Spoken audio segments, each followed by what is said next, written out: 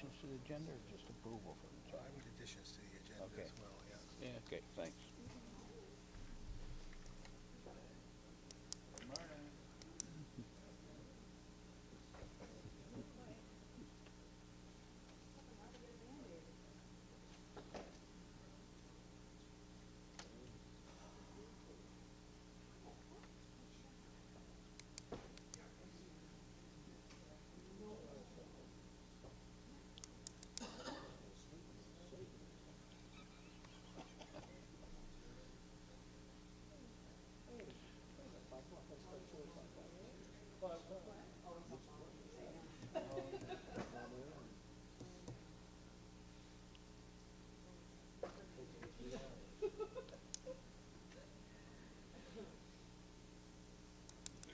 You all still inside? We're all inside? They can go, come and go.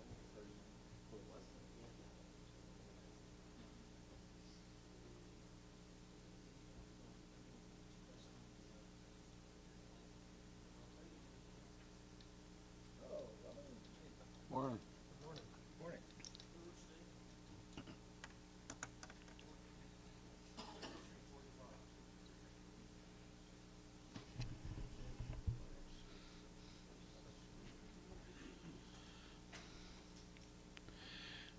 Good morning, council and staff. We'll call the Tuesday, November the 19th committee meeting of the whole to order. And I would like to indicate that all councilors are present and accounted for. So we'll move on to number 2 of the agenda. Is there any additions that anyone would like to make to the agenda? Hearing none, would somebody like to move the motion to approve the agenda, please? Moved by Councillor Harding, second by Councillor Allen. All those in favor signify by pressing your button, please.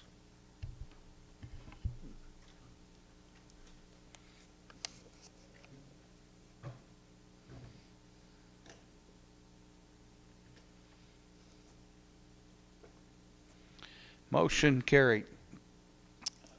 Number 3 is any member of council feel that they have a conflict of interest on any of the agenda items. Seeing no councillor coming forward, we'll move on to number 4. Approval of the minutes on October 31st, 2024. Anyone see any errors or omissions in those minutes?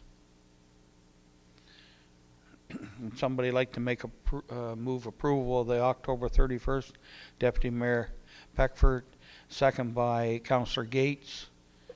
Any further discussion? No. All those in favor signify by saying aye, please. Or press your button. I still go back in time once in a while.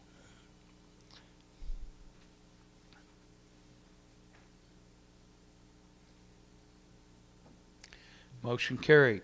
Now for the minutes of November the 1st, 2024. Did anyone see any errors or omissions in those minutes? Okay, we have a mover and a seconder, please. Moved by Councillor Lutz, second by Councillor Sappington. All those in favor, please press your button.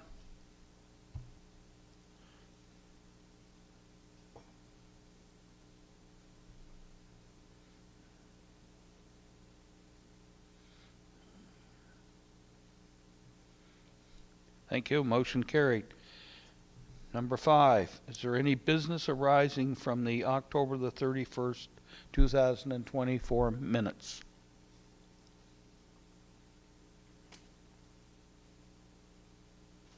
Seeing none, we'll move on to the November the 1st, 2024 minutes. Is there any business arising from those minutes? Seeing none, we'll move on that there was no business arising from either one of those. So our next item on the agenda is number 6, new council orientation presentations. Wastewater Director Kerrigan, please.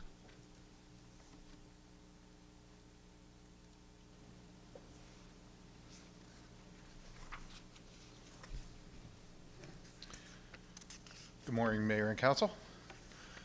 Today I just want to give a high-level presentation on our wastewater and water utilities for you.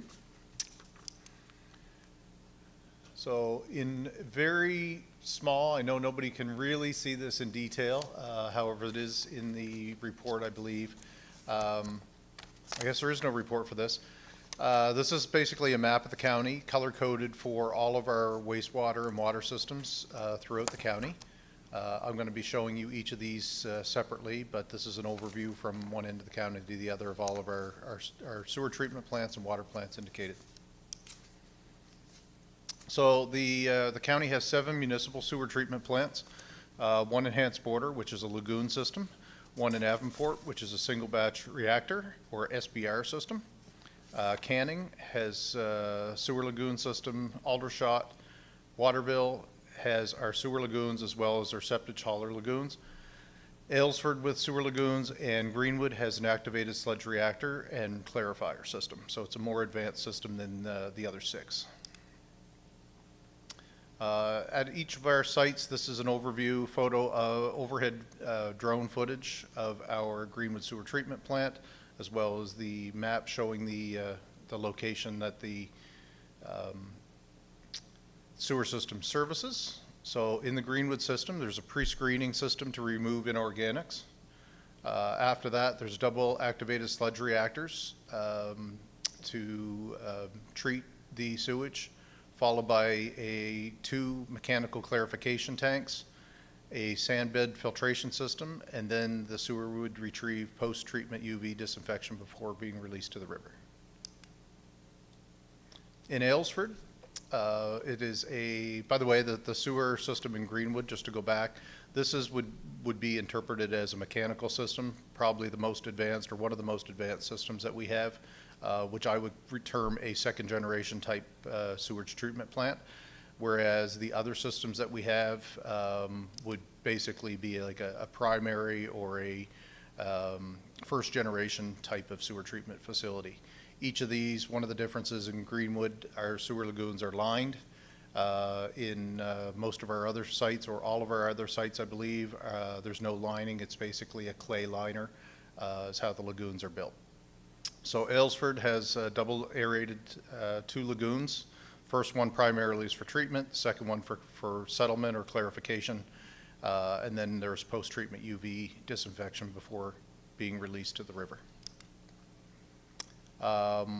Waterville, so there's two different systems. In the top left of this is the photo of our septic hauling dump station, basically, where all of the septic haulers in the county would dump any septic and any portable toilets and that sort of thing. As well, we have our Waterville sewer treatment plant, which is our sanitary system. That's the photo, the drone photo to the right, where there's actually 3 lagoons. The first 2 are for aeration and reacting. The third being the clarification or settlement pond, and then that would receive post-treatment UV disinfection as well. The Aldershot system is a double lagoon system, very similar to the one in Aylesford, where there's 2 lagoons, the first one being treatment, second one being clarification, and then post-treatment disinfection. Canning, same thing, no difference. Avonport has a single batch reactor system, so it is a very mechanical plant where basically sewer comes in, is treated in underground tanks. That's why you see no lagoons. They're concrete tanks, goes from one to the next where the sewage would be treated, and then finally receive post-treatment UV and disinfection before heading to the river. Border, very similar to the other 5, which is a double aerated lagoon system followed by post-treatment UV. In addition to our municipal systems, we also have regional wastewater treatment plant located on Jones Road in New Minas. It services customers from Colebrook through to Greenwich. It is a regional partnership with the town of Kentville, us, the village of New Minas, and PepsiCo is the fourth partner in that contractual arrangement. So the regional sewer system, as you can see, is a much larger system. Nothing to substantiate this other than consultants telling us this may be the largest lagoon system in basically Atlantic Canada or in Eastern Canada. It has 5 total lagoons. So primary treatment is done in cell 1 and cell 2, which would be on the left of your screen. That's where the influent comes in. There is some pre-screening to remove materials before it goes in, and then as the wastewater travels through the system, there's less and less treatment, and more clarification. That's why you see less aeration as you go through. The 4th and 5th cell basically are there for settlement and clarification processes before receiving post-treatment UV disinfection and heading to the river. So overall, there's 72 total lift stations in the municipality, over 210 kilometers of total sewer pipe, which consists of gravity mains, force mains, and laterals. There's 18 communities served by the municipal treatment systems: Aldershot, Avonport, Aylesford, Kingsport, Cambridge, Canaan Heights, Canning, Centerville, Colebrook, Grand Prairie, Greenwood, Greenwich, Hants Border, Kingsport, North Kentville, Upper Dyke, Wolfville Ridge, and Waterville. We also have 4 contractual agreements to provide sewer services, one to the former town of Hantsport in the West Hants Regional Municipality. That's with our Hants Border system. The village of New Minas, town of Kentville, and PepsiCo, all being through our regional system, and Greenwood also services the 14-wing Greenwood site. Upcoming projects that we have on the books right now that we're looking into and performing right now is adding pre-treatment screening to remove inorganic materials at all of our sites, trying to deal with biosolid sludge management. So it's been quite a length of time since we've done a lot of sludge removal from these sites.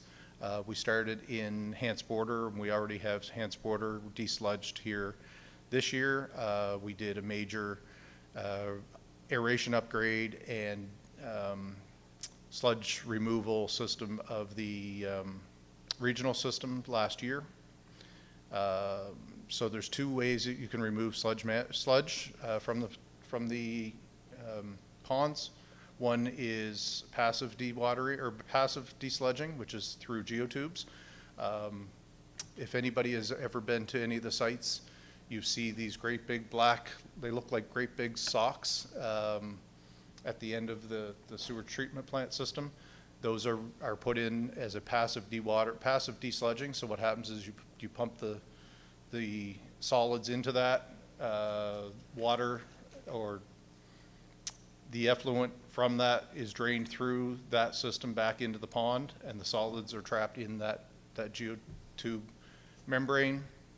And once it's dewatered, that can be removed and hauled away for disposal.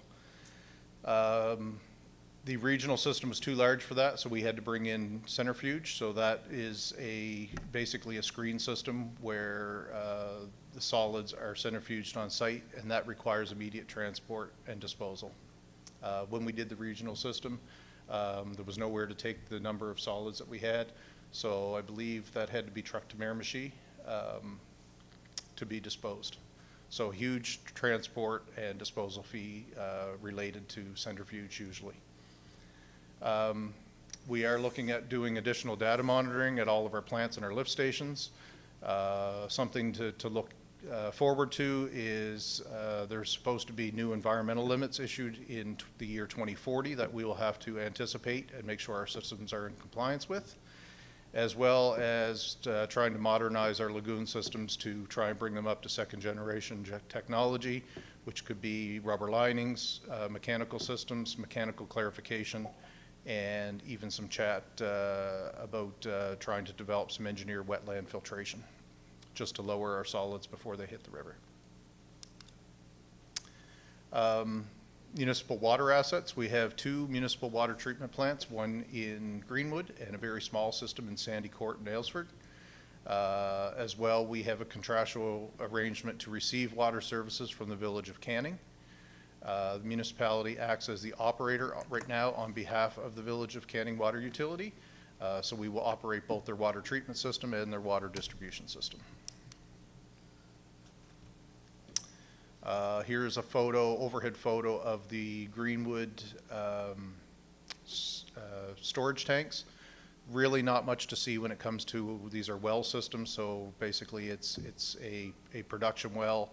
There's not much really to see. However, from the wells, the water would be pumped to this system here in Greenwood, where there is pH control, there's chlorination. Water is stored in the 2 vertical storage tanks and then gravity fed throughout the system in Greenwood. The other thing of note is we're currently in the process of developing and building 2 new future production wells in Greenwood. It's the project starting with a Greenwood water transmission project to put the transmission line in, followed by a production well and treatment system on site where the wells are. Upcoming projects for water, as I mentioned, the new transmission line provides an alternative water source for the Village of Greenwood.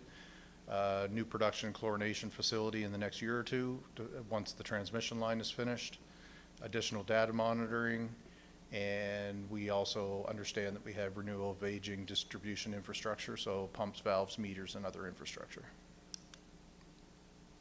And that concludes the report. If anybody has any questions, I'd be happy to answer. Thank you, Director. Is there any questions to the Director? Councillor Gates. Thank you, Mr. Mayor. Through you, could you tell me what the regional treatment gallon per day capacity is, and what would be the current gallon per day for that treatment center? Thank you. Through you, Mayor, I would have to get that information for you. It's nothing that I have off the top of my head.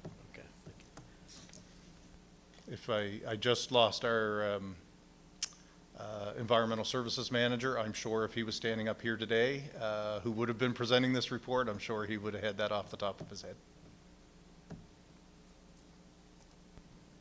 Councillor Sappington. Through you, Mr. Mayor. First, compliment. I really appreciated your crew coming through the New Minus Rotary Parade of Lights. I actually went to the building yesterday to try to relay those sentiments, but of course your crew were out working. Now the difficult question. I was wondering if there was an actual estimated cost for the upgrades that are expected for the year 2040. Through you, Mayor, if I could ask Councillor, which project, or are you looking at total projects? The required green efficiency project that we were supposed to have completed by 2040 that you referenced. There's, through you, Mayor, there's no budget that we've set or anything like that. We don't know what the limits are going to be yet. They're not identified, so we really have to go into doing studies and really having some preliminary engineering done in order to figure out what needs to be done for plant upgrades, and then to figure out the next step from that would be, with that preliminary engineering, is to determine what a Class D estimate is to do those upgrades, and from then we would come to council and ask for that budget. Thank you. Councillor Allen. Thank you, Mayor. Just one question. Through you to our Public Works Manager. Is the Davenport Sewer Treatment Plant at full capacity or not? Through you, Mayor, the system, my understanding, is not at full capacity. However, there has been some operational issues with it that we're trying to get it working better right now. We have some engineering consultants in our ODRC, our overall direct responsible charge of the plant, is trying to make some recommendations right now to see how we can improve it.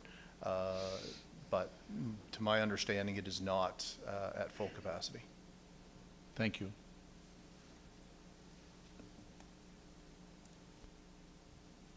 Okay, so I guess I'd like to ask for a motion to approve, to accept, please. Moved by Councillor Allen, second by Councillor Hiltz. All those in favor signify by pressing your button, please. Thank you very much. Thank you.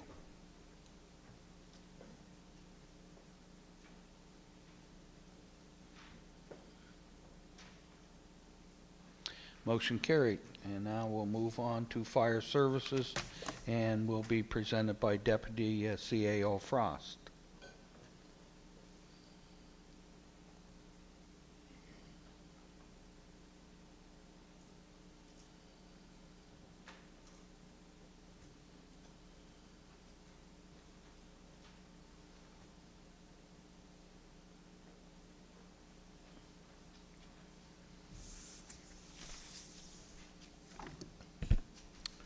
Good morning, Mr. Mayor, and good morning, Committee of the Whole. So I'm going to walk you through our fire service this morning, and it's a fairly lengthy presentation because there's quite a bit to it, as you will see. Certainly, if you have additional questions that you want to talk about later or about specific departments or setup, we can do that offline.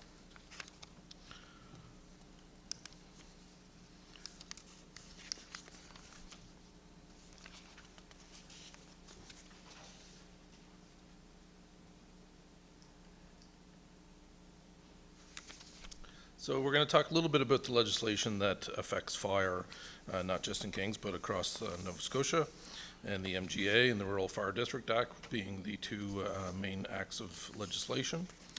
There's definitely some other legislation and agreements that come into play in Kings County.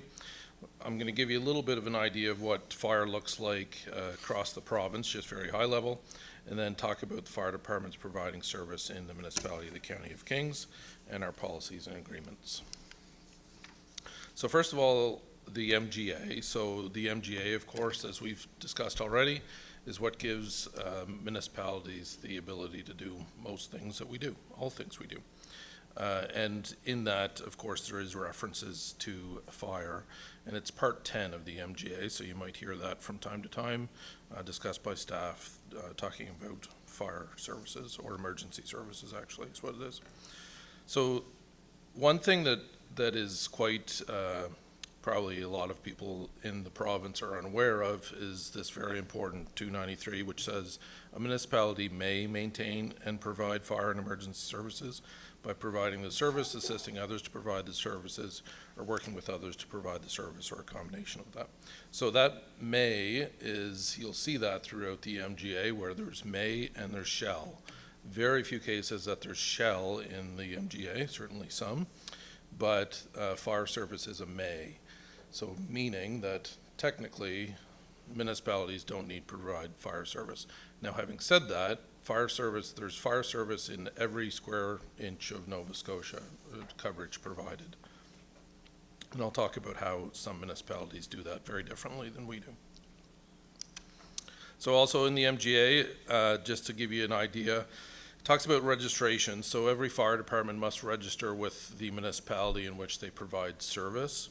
So a body corporate may apply to a municipality for registration as a fire department. And a municipality shall not refuse to register a body corporate that complies with this act if the municipality is satisfied that the body corporate is capable of providing the service, that the body carries liability insurance, that the body corporate does not provide the fire services for profit, and the municipality does not provide the same services in the same area. Also in the MGA, so a fire department, including a fire department of a municipality, village, or fire protection district, which we're going to talk about all of those, shall register in each municipality in which it provides emergency services. So later on in the presentation today, we'll also talk about our specific services and the maps that I've put on your desk before the meeting started as well. A registered fire department shall provide the municipality with a list of specific emergency services it will endeavor to provide and the area in which the services will be provided. So again, every year now we ask for a registration from each fire department that specifically says what they're capable of doing and how many people they have and that type of thing. Registration continues in force until withdrawn by the municipality for cause or the fire department requests that the registration is revoked.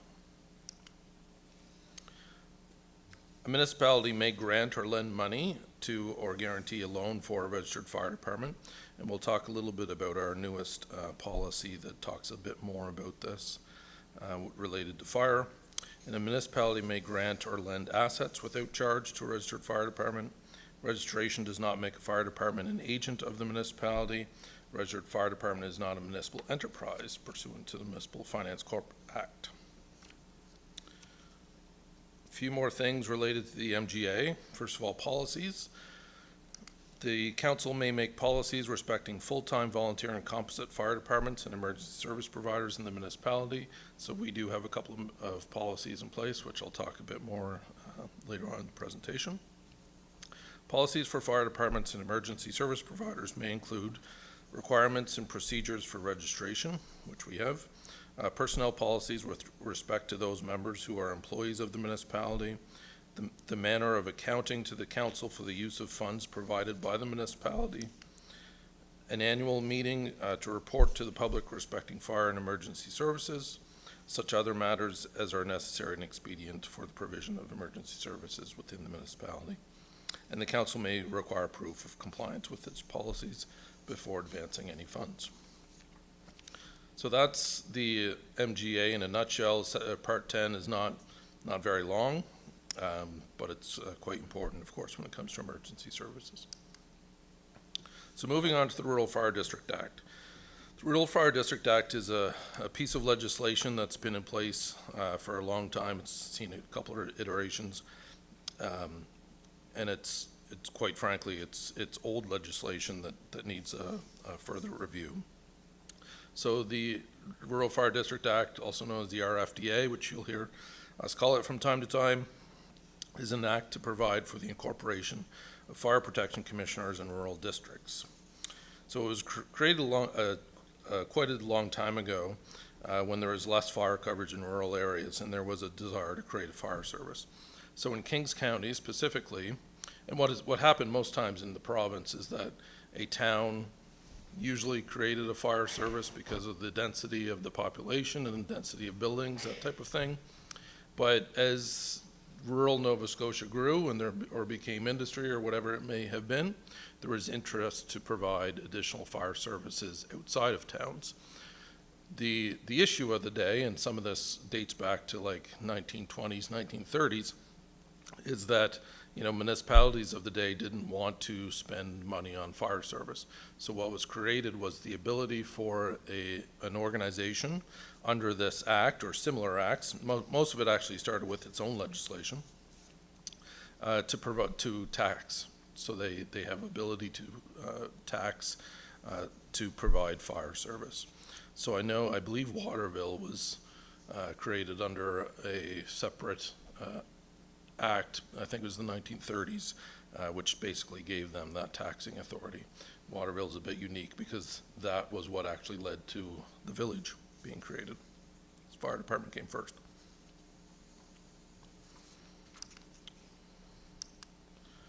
So the main authorities under the Rural Fire District Act, and again, it's a full act, so it's fairly lengthy with a lot of detail to it, but generally this one section that's pulled out of the RFDA kind of sets the stage for what the purpose of it is. So the commissioners, and they're called commissioners, similar to village, the commissioners are authorized and empowered to provide for the inhabitants of the district a good and sufficient system of fire protection, to organize firefighting companies, to appoint and engage officers and servants, to acquire, hold, and sell real and personal property, to make any contract or contracts required for the performance of their powers, and generally to do all such things and exercise all such powers as are necessary or incidental to carrying out the purposes of the Act. So basically, again, a commission can be put in place that basically allows them to fund fire service. Now, again, we do it a little bit differently in Kings, which we'll talk about how all that funding rolls out. As part of the Rural Fire District Act, each year, a fire commission is supposed to put together annual estimates. So annually before May, they estimate all sums required to provide that fire service within their fire service area, and provide the municipality with the amount to be collected. The municipality is required to collect as presented and can charge a fee for the cost of collection, and then the amount collected is paid to the commission. So, as we'll talk about more as we move along here today, currently in Kings County, the role that fire commissions play is purely in capital. So we provide all of the operating funds, but the commissions do play a role when it comes to capital. So a little bit about fire service in the province of Nova Scotia, and this is really just to give you an idea of how it works generally and how Kings County is a little bit different than some of the others. So there's approximately 286 fire departments in the province of Nova Scotia, and we say approximately because there is cases of amalgamations and that type of thing throughout the province, or closures, that type of thing. 47 have powers or were incorporated under the Rural Fire District Act or special legislation. There's 247 societies, so again, basically set up through the Societies Act, and 39 are incorporated by legislation or owned by a municipal government or a village. And we've got a little bit of everything. So breakdown of fire services between the province and ourselves. So provincially, 16% of all fire departments have fire commissions. So in the municipality of the County Kings, it's actually almost half have fire commissions, so 6 out of the 13 fire departments that we fully or partially fund. Provincially, there are 14% are municipally owned or through special legislation. In the municipality of the County Kings, that number bumps up to 69% are municipally owned or have special legislation. So again, if they're a Rural Fire District Act, they fall under this, or if they have a connection to a town or a village in one of our cases. So, how do our 13 fire departments look? How are they set up? This is where it becomes a bit complicated regarding Kings County, because when you go to a lot of municipalities, all the fire department structures are the exact same. But in Kings County, we have, I think it's 6 or 7 different models out of 13 different fire departments. So first of all, Berwick District Volunteer Fire Department. This is it's kind of a unique one because it's a number of different corporate structures that you would consider. So the town has a certain interest in the fire department. There is a fire commission under the Rural Fire District Act, which serves the outside district of Berwick, and it's also, the fire department is also incorporated under the Societies Act. So again, that's one of the more complicated ones, although we've got a couple. Special legislation, which are now under the Rural Fire District Act and are a society. So as I said, originally a lot of these fire departments had their own legislation when they were created, and then when the Rural Fire District Act came into play, a lot of those got pulled under the Rural Fire District Act that have commissions. So in that case, we have Aylesford and District Fire Department, Greenwich Volunteer Fire Department, Kingston District Fire Department, and Canning Volunteer Fire Department. So each of those have a fire commission in place and are also incorporated as a society. Special legislation and village is Waterville and District Fire Department. So Waterville, again, as I mentioned, was created under its own special act of legislation.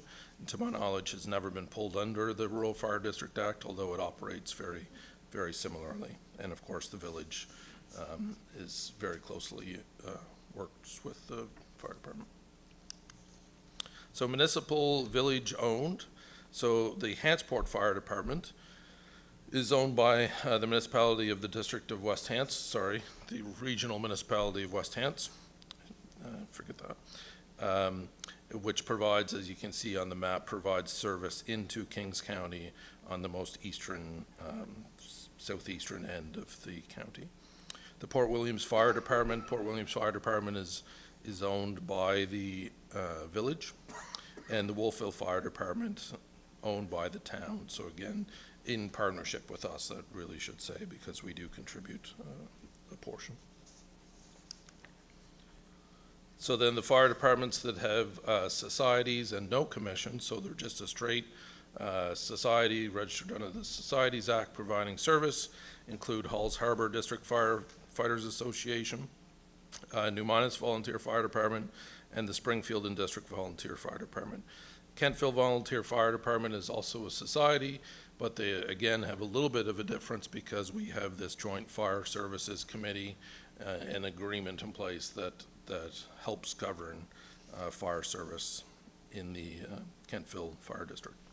And as I mentioned, Springfield and District Volunteer Fire Department, a little bit different again because they're located in Annapolis County and provide service into the southwest corner of the municipality of the County of Kings, as you'll see in your map. So the current agreements that we have in place when it comes to fire, so first of all, we have the agreement with the Kentville Volunteer Fire Department as part of the Kentville Joint Fire Services Committee. So you will hear more about that in the probably before budget, because that contract is coming due and needs to be revisited this year. We have agreement for service with Wolfville. So again, Wolfville provides service outside of the town. Excuse me. And that, again, of course, we fund anything that happens outside of the towns. The agreement for service with West Hants, again, that would be the Hantsport District, and agreement for service with Berwick. And again, that's a little bit different again because there's a Rural Fire District Act or Fire Commission included in that. So the current policies that the municipality have in place that affect fire or directly relate to fire are the Fire and Emergency Services Provider Registration, the Fire and Emergency Services Providers Funding Policy, and Fire and Recreation Area Rates. So the Fire and Emergency Services Provider Registration Policy basically just says that every year fire department will register with the municipality and provide information on the services that can be provided and the number of people that are available to provide that service. The Fire and Emergency Services Providers Funding is a fairly new policy. It was put in place just this past year, and that talks about how we provide funding to our 13 fire departments. What we basically came to in that policy, and there was a discussion for a number of years about how fire departments get funded, is that we'll enter into agreements or contracts with each of the fire departments as to the service that they will provide and the amount of money that the municipality will pay for that, and we'll try and put longer contracts in place. Each year it was very difficult when it came to funding and budgeting because it was, I'll talk a bit more about the policy, but it wasn't a great setup. And then fire and recreation area rates. So this is where rates can be set for departments that don't have a Rural Fire District Act or don't have a commission, that they can put a rate in place for capital services. So any of the ones that don't have that ability through a commission, they can still put an area rate in place to have capital. So how do other rural municipalities fund fire departments? So this data is probably about 2 years old now, but probably hasn't changed significantly, probably a little bit, but not significantly. So a couple years ago, we went and did a bit of a survey with all of the other rural municipalities in Nova Scotia, minus basically HRM, CBRM, and talked to them about how they fund fire and what that looks like and that type of thing. So 10 out of the 21 municipalities that we talked to fund operations through their general rate, which the municipality does, by the way. And then 8 out of 21 fund it through area rates, so they put a specific area rate in place for that particular fire district, and that's the amount of funds that are available to the fire department. And then 3 municipalities provide a combination of grants through general rate and area rate.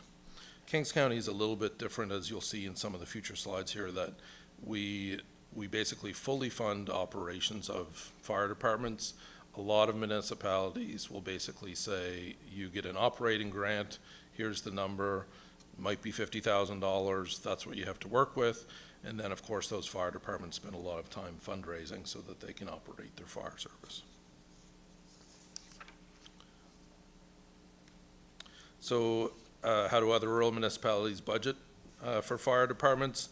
How do their budgets work? So operations determined by a some of the ways that they do it, operations could be determined by a formula, could be submitted to council, a set amount divided equally among fire departments. So the municipality might say, we have X amount of dollars, so many fire departments, you each get the equal share. Some of them have ratepayer meetings to talk about what is acceptable to the ratepayers, and some of them provide budget templates. From the capital funding side, some have separate area rates or one area rate for the entire municipality.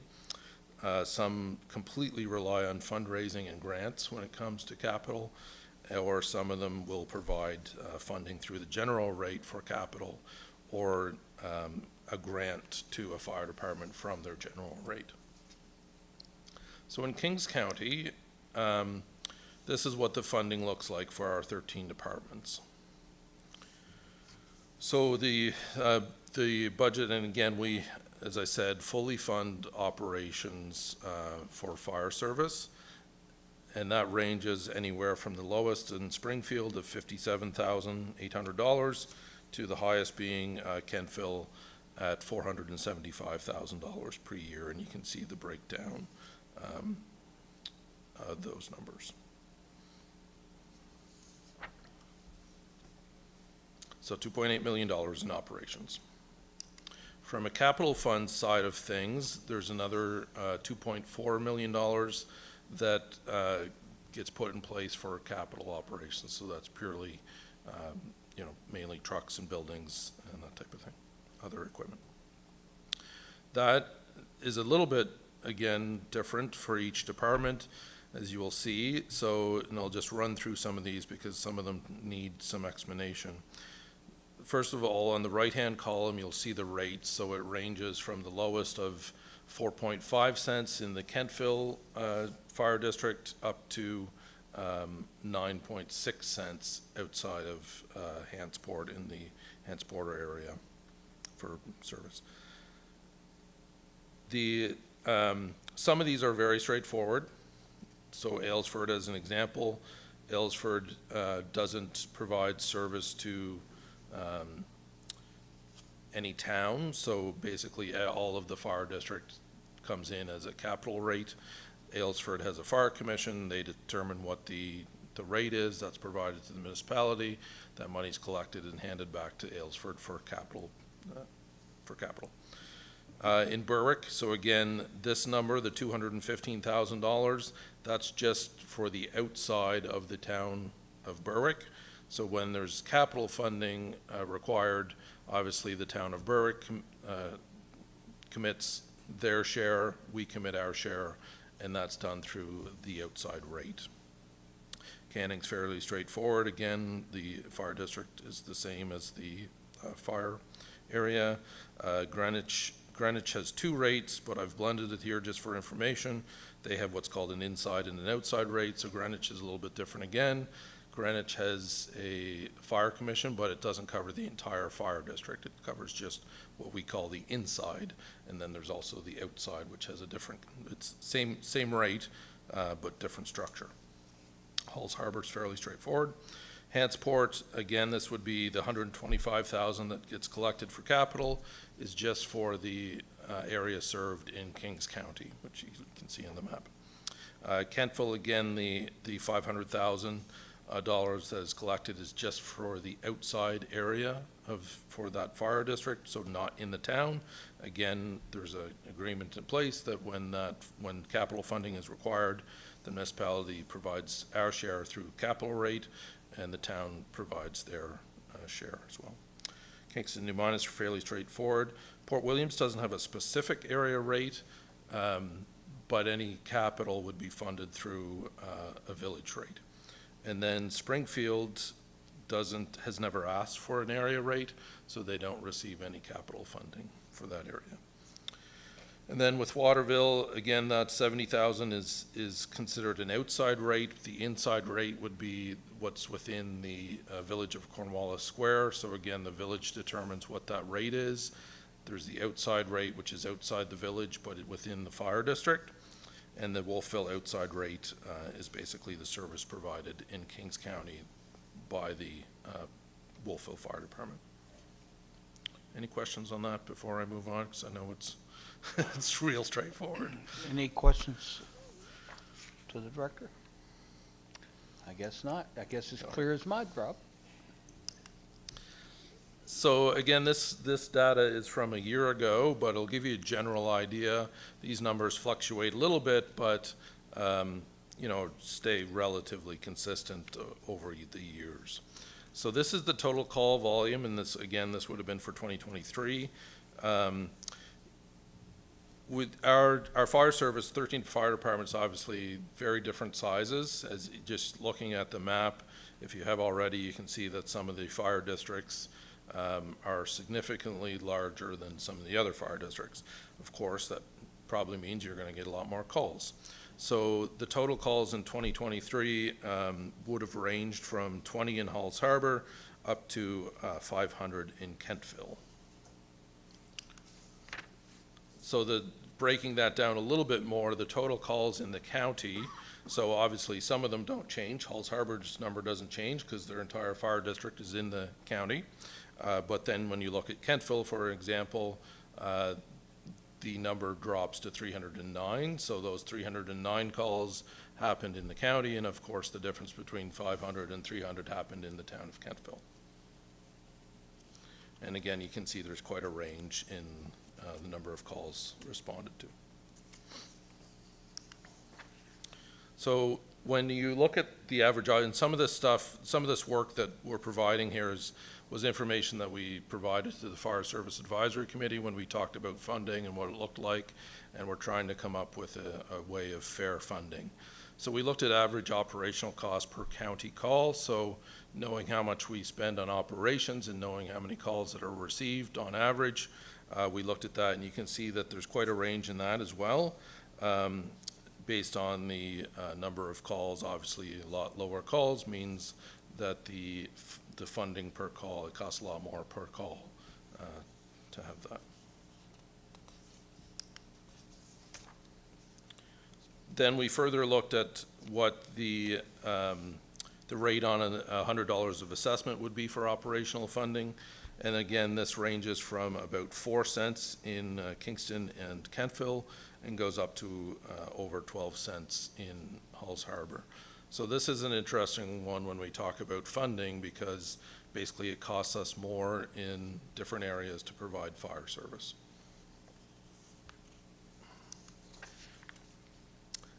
Give you a little bit of idea of some of the sizes of the fire districts. So again, if you've looked at the map, you can see pretty quickly that the sizes of the fire districts vary greatly.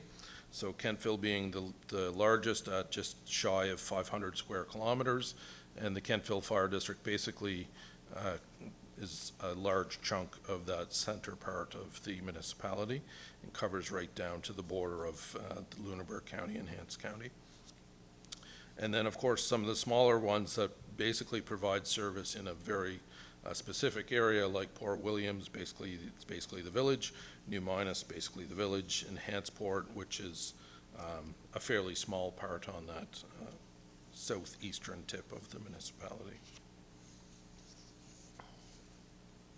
So the average there is 170 square kilometers for each fire district. So a little bit more about the Fire and Emergency Service Providers funding policy, like I said, that we just put in place this past year. So the way that fire department funding used to work in the municipality of the County of Kings is that basically what we would call a form was filled out. So it was, here's the form, here's how many vehicles we have, how many firefighters we have, you get X number of dollars per truck, you get X number of dollars per firefighter, et cetera, and it totaled up to a number.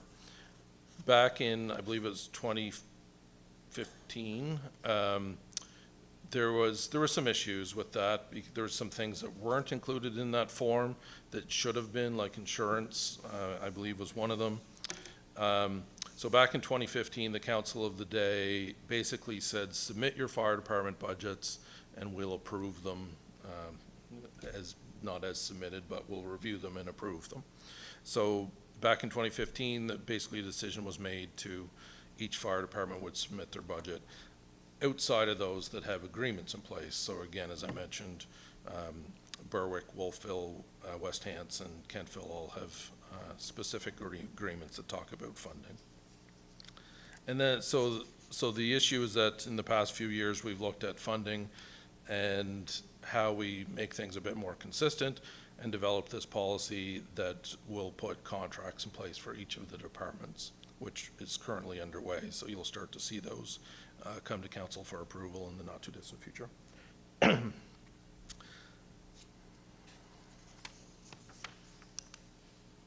So each of the agreements that will be put in place will determine the base amount of funding, and then it will set a period of time that that contract will be in place.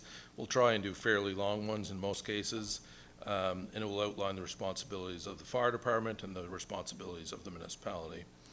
Honorariums is one thing that has been discussed quite a bit at the at the Fire Service Advisory Committee, and how we do that consistently. So the honorariums are provided to fire departments or firefighters throughout the municipality vary quite differently from one to the next. So there's been recommendations from the Fire Service Advisory Committee that be improved and kind of regulated a bit more so that it's consistent. So we're working on trying to find a way forward to do that for everyone. So just a few other things before we open the floor for questions, but Fire Service Advisory Committee, as you've already seen that when you've put forth your names for nomination. It's a committee that all of the fire chiefs sit on that, as well as 3 councillors, and basically that's where we discuss issues related to fire. And there's a couple of subcommittees that have been working on that group. First of all, it was the Finance Subcommittee that brought forth recommendations to the Fire Service Advisory Committee, and more recently there was a Policy Subcommittee that helped develop the policy that we just implemented. There's also the Kings County Firefighters Association. So this is a separate association that's comprised of the fire service, so basically the fire chiefs and other officers that meet and talk about fire-specific things. Lots of times they bring forth recommendations to the Fire Service Advisory Committee. Fire commissions and village commissions also have a role to play as in the particular fire departments that we mentioned. And then there's Fire Underwriters Survey, which is an organization that I think it's right across Canada, provides insurance information to insurance about fire service and what can be provided. So with that, Mr. Mayor, certainly open for questions, and if there's no questions, there's a recommendation to receive the briefing. Great, thank you, Deputy CAO. You're quite correct when you started. You said it's quite lengthy, and that sure is. There's lots there. Councillor Gates. Thank you. Through you, Mr. Mayor. Is there any funding difference between the fire departments when they're called out for motor vehicle accident versus a fire, or is it all the same? Through you, Mr. Mayor, to Councillor Gates, no. There's been a lot of discussion in the province really about that the province should find responsibility for some of those things because they're on, in most cases, provincial highways. But there's never been direct financial support from the province for fire service. I have a question. Honorariums there. How are you going to ever be able to regulate that when there's some fire departments are way busier than other fire departments and so on and so forth, and you got societies and you got different groups? I guess my question is, that's not going to be an easy task, is it? to you, Mr. Mayor, now that will not be an easy task. So we have had a couple of discussions with the Fire Service Advisory Committee on that one. And there's been a lot of, what I think we need to do with that one is, and we've had this discussion with Fire Services, develop a bit of a subcommittee on that and talk about how that moves forward. What we would really need is for all of the fire departments to agree how that would be implemented. So, you know, whether it is number of calls you go out to, there is some regulations that currently you need to meet for like when you have a fire department license plate, that type of thing. So whether it's that metric, whether it's a different metric, but all of the fire departments will need to agree that this is how we're going to apply it. Certainly, as you saw, I mean, the call volume, that's a big question, because if you start talking about, you know, someone that goes to 20% of calls is pretty different in Kentville than it is in another smaller fire district. Correct. I see no more questions there, so thank you very much, Deputy CAO. And now we'll be asking for a motion to accept the presentation. Moved by Councillor McPherson, second by Deputy Mayor. All those in favor, please press your button.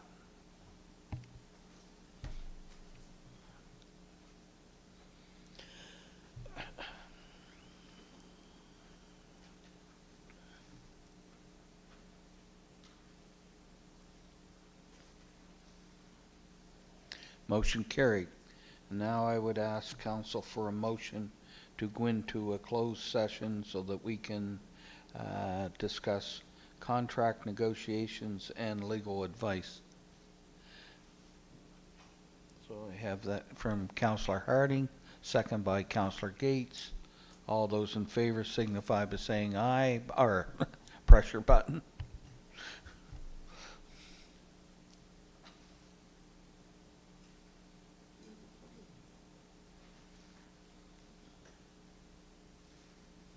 Thank you. Motion carried.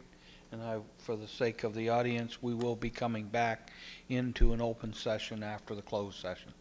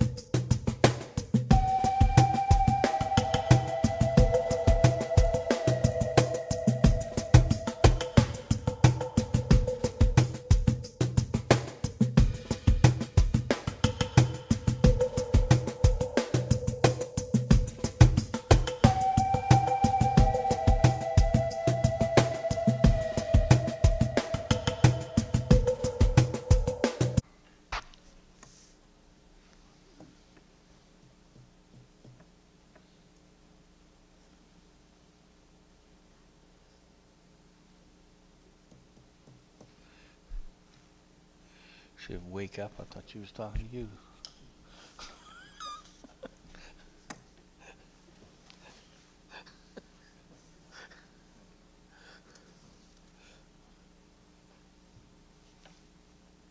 Got a few smiles anyway.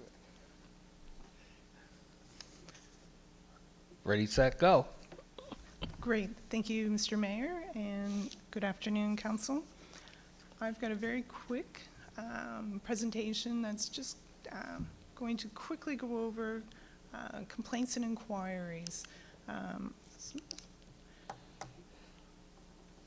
Complaints and inquiries is going to become a major function of you as a council, and where a lot of our council is new, and this may be new to you, on how to proceed with these.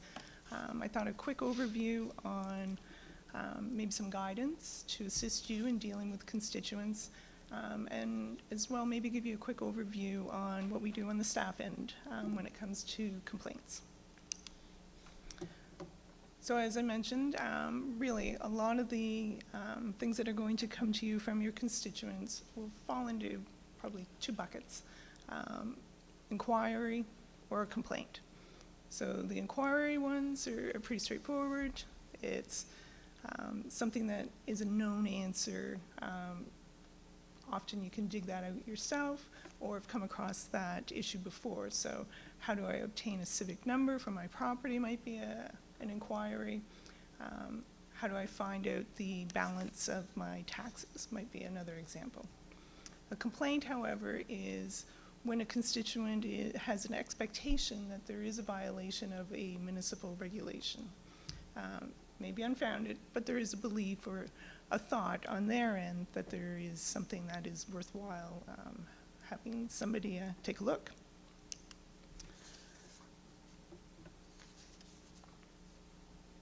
Quick list of some of those things that are going to start coming your way if they haven't already. I won't read the whole list, but you know, some of the major ones are going to be animal control. What's some other ones? Bylaw enforcement, which is typically dangerous and unsightly. Probably our biggest generator of complaints. Construction complaints would be another one. Booking an inspection. We use the acronym again of FOIPOP, so Freedom of Information Requests. Questions about parks, trails, playgrounds. The list goes on. Stormwater and flooding, another big one. In today's world, we're seeing an awful lot more of those kinds of inquiries. So again, not a full list, but gives you an idea that it's going to be wide-ranging. So as a counselor, what should you do if you get an inquiry? Best advice is listen to the question, and from there determine, am I comfortable answering that, or do I need some help? We're here to help you, so never feel shy of forwarding either that person onto us directly, or asking the question and getting us to get back to them. You'll get your own groove. Each of you will have your own way that you prefer to deal with that, and we're here to help.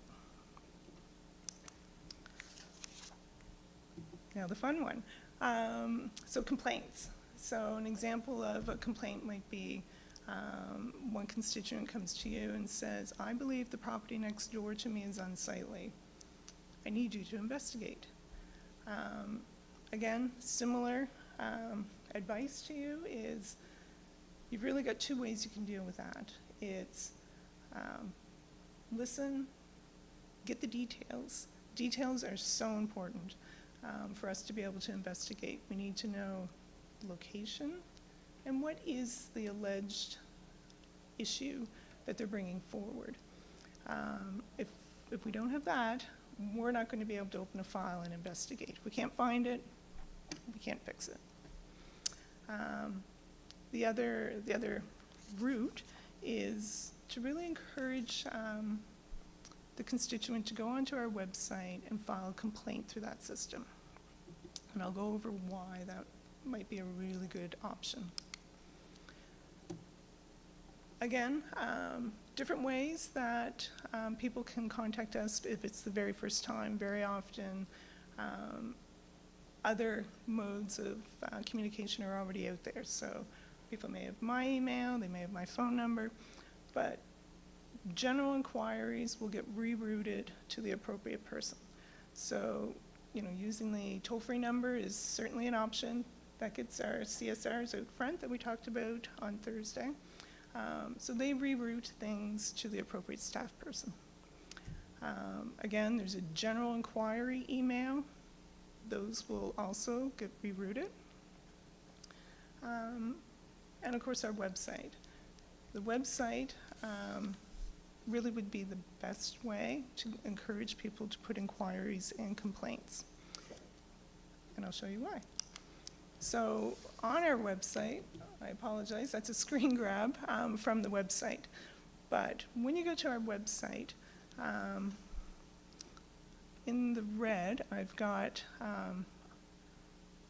if you click, I'd like to, a drop-down comes down. And the one I've circled in red is provide feedback. If that's selected, the member of the public, they get all the contact information right there. There's the phone numbers. If people still use faxes, there's their fax number. Animal control, all the numbers are right there. It also indicates that if it's a sewer or water emergency, there's 24-hour service there. Phone our main line, that'll be looked after. But if they want to send us a direct message, we've got a preloaded list of topics. So if they think they know what the issue is classified, they can select it and move along. If they don't know, the very first one is general inquiry, and that's the catch-all. I don't know what this is, but I feel like it's an issue. I'm going to call it a general inquiry. That's the default. So in my example, we're going to use property tax. So the next thing that would come up is if they're looking for us to get in contact with them, they can fill out this information. The default that comes up is, and it's hard to see, but there's 3 little checks at the top.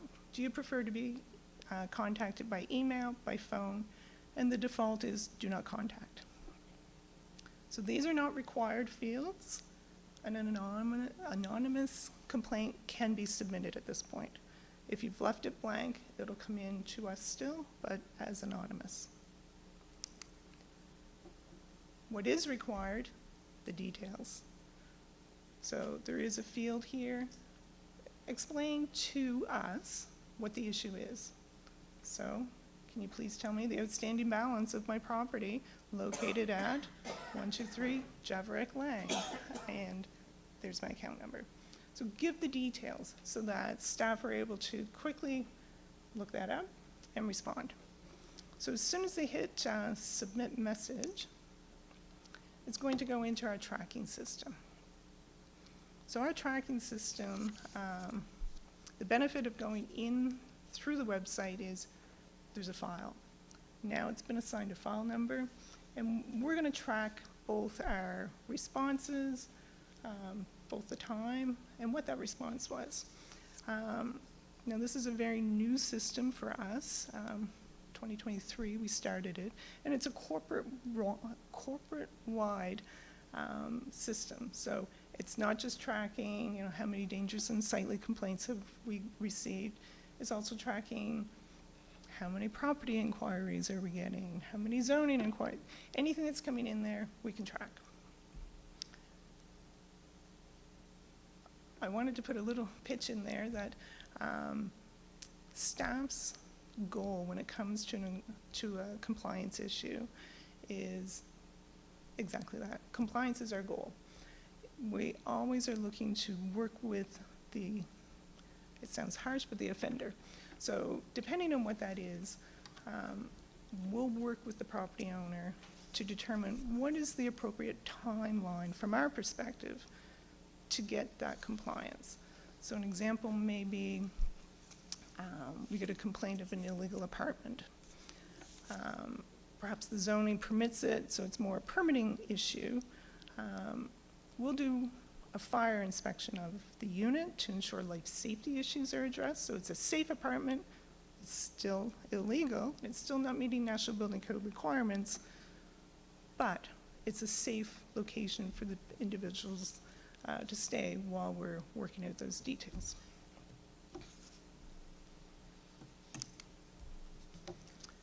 Another acronym that we will throw around is the tracking system has a name, Customer Relationship Management System. A little bit nicer than saying complaint tracking, because it's not just about those complaints. Sometimes they're just inquiries.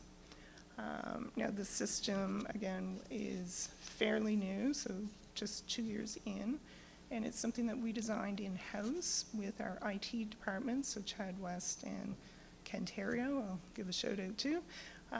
We're very instrumental in developing that, really addressing the needs of staff in order to be able to do investigations, reporting, document tracking, photo uploads. All of that is worked into the program. So back when I said that inquiry goes into our system, the system itself will assign it a number automatically. So this is just a quick picture of our dashboard of here are all the open complaints. I see that this was, I guess, about a week ago, and we are on file 792 at that point. That's not saying that's how many are open this calendar year, but that's how many have gone into the system this year. It tracks the category, so again, that drop-down we were talking about, it tracks what kind of category the inquiry or complaint came in as. And again, that may not be what it ultimately gets classified as. That's the initial classification. So we track it through that. We track it by date. Depending on the category, a staff member is assigned that file. I've blocked out the addresses. That's all that the black area is, but we also can track by location. And then the final column is just showing us, is it a pending review? So have staff looked at it? Is it in progress? And then the ones that aren't on this dashboard are anything that's closed.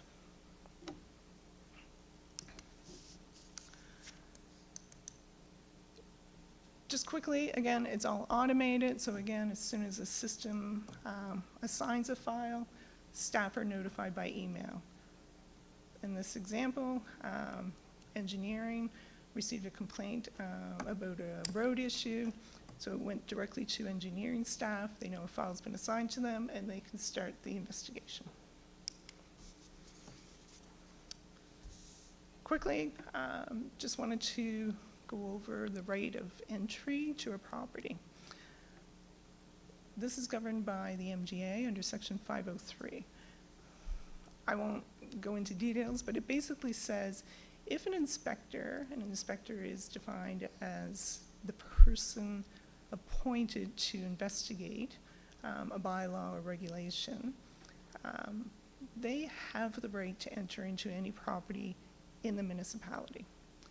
Exception to that would be not within a home.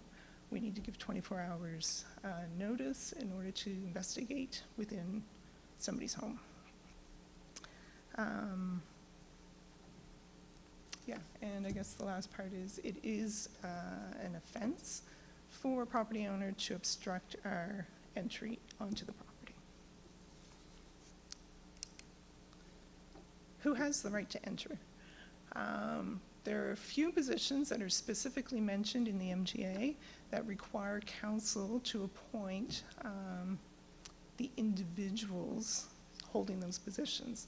So examples of that would be development officers, building officials, fire officials, the administrator of dangerous and unsightly, and the municipal engineer. I've got asterisks beside two. Those two appointments allow that person that is appointed to have designates. So a good example would be the municipal engineer has a whole staff that might be designated to do certain things under their jurisdiction. Dangers Unsightly Administrator, Terry Brown is the administrator. Bylaw Enforcement Officer has been designated to also do that work.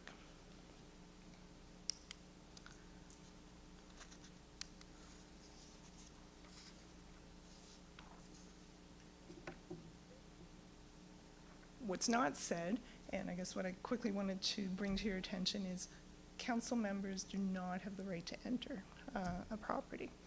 You certainly have the ability to meet with any constituent on their property, but the issue becomes entering a property where there's a complaint. There's nothing written into the MGA that acknowledges councillors individually having that ability. Just, it might be helpful. And then finally, along the same thought process, liability, the MGA protects staff from liability, personal liability, under Section 504, as long as they're doing their work to the best of their ability and negligence cannot be proven. Can't think of an example. Maybe a building inspector inspects a building and clearly knows, you know, if the roof is halfway falling down, but he approves it. It has to be clear negligence for that liability to not be extended. So the same thing, liability for a councillor entering onto a property for an investigation would not be there individually.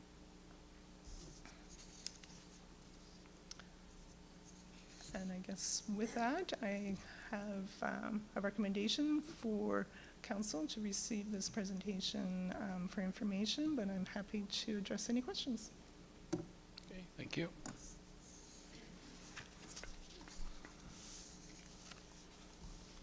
Councillor Gates. Thank you. Through you, Mr. Mayor. Thank you, Trish. That was very helpful. One thing I have had a couple inquiries, and I've gotten back to them within 24 hours to say, I'm looking into it. Can I get back to you with the answer? I think by acknowledging their question and saying you're going to get it to the appropriate department, at least getting back to somebody within a 24, 48 hour is not with an answer, but just with that you will look into it. Through you, Mr. Mayor, great point. So I'm talking about inquiries that are outside the realm of your comfort. For sure, acknowledging them is completely different than doing the investigation yourself, or if you're not, you know, if it's a question you've not come across yet, come and ask us. And certainly there is merit in having staff respond directly to avoid that broken telephone scenario of maybe the message not quite getting through. Again, we're happy to do that.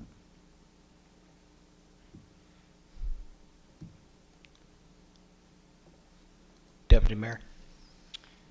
Thank you, Mayor. Through you, Councilor Gates sort of asked my question already, but the software that you're using, does it track response time? And if it does, what is the average response time from inquiry to some sort of correspondence from staff back to the complainant? It does track it. Sorry, through you, Mr. Mayor. It's not something that we're pulling out in terms of data, given that, one, it's very new, but two, a lot of these complaints in particular are multifaceted. So something that might come in as a civic numbering inquiry, I'm looking for my new Civic, all of a sudden evolves into, now we need to check with land use because there's no record of a dwelling on that property. Now that's building without a permit, and maybe that's a life safety. Sometimes these spin out of control and become multifaceted, so yes, we would have that timeline available to us, but we have not pulled it out.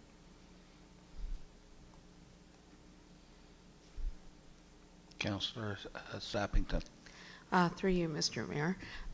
Just because I want to make sure I'm doing it correctly and knowing that I'm not supposed to tell staff what to do, I feel like the suggestion that I could either be proactive about something or tell my constituent to go through the website.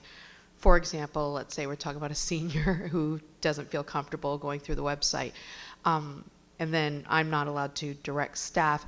Is it best for me to go ahead and do it myself on the website in my own name or in their name? What would you suggest? Yes. Any of those would be appropriate. Also, staff have a way to go in back doors, so if you were to bring that to a staff member, we can enter it as well without going through the website. So as long as it gets into the system, we're not as concerned, as long as we've got the information needed to investigate or get back. Thank you. I go along with Councillor Gates. I found it's quite successful to get back to the people right away, and sometimes what I'll just tell them that, well, I thought Terry Brown or Craig Gibson was already taking care of that, but I'll check it out. Councillor Lutz. Thank you, Mayor. Through you. So just to clarify, this doesn't, like, if someone came in and approached the counter and said, I want to put this land over in my father's name or whatever, that doesn't go, like, not every issue goes through the software. So, but if the person called me and they said, I want to do this and put it in my father's name, and then I put it in, like, it doesn't track everything, like, not every issue gets tracked. Through you, Mr. Mayor. Great, I did not cover that, and the councillor is exactly right. These are just the issues that we're not able to deal with in the moment, or actual complaints. All complaints we want in here. How they get in, it can be from the public, we want them in here. Inquiries, this is a small fraction of actual inquiries. Thank you. Thank you. So I guess now we're looking for a motion to receive the briefing. Thank you, Director. So moved by Councillor McPherson, second by Councillor Lutz. And all those in favor, please press your button.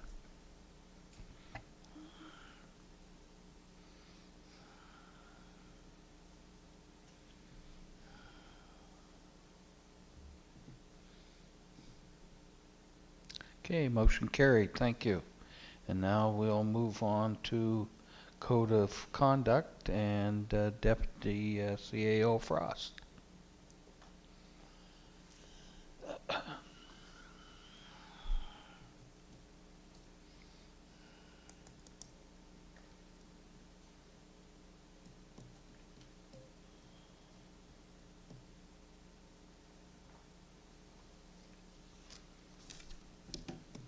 Thank you, Mr. Mayor. So the next presentation that we have for you, excuse me, and this is actually a request for a decision, is the Code of Conduct for elected municipal officials. So I'll run you through a fairly quick slide deck here. So a bit of background.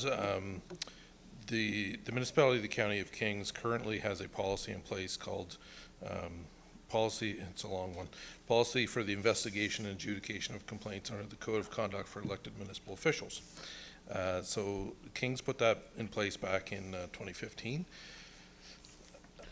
Kings, a lot of other municipalities have now adopted different codes of conduct, but Kings was fairly on the front edge of that in putting a code of conduct for elected officials in place.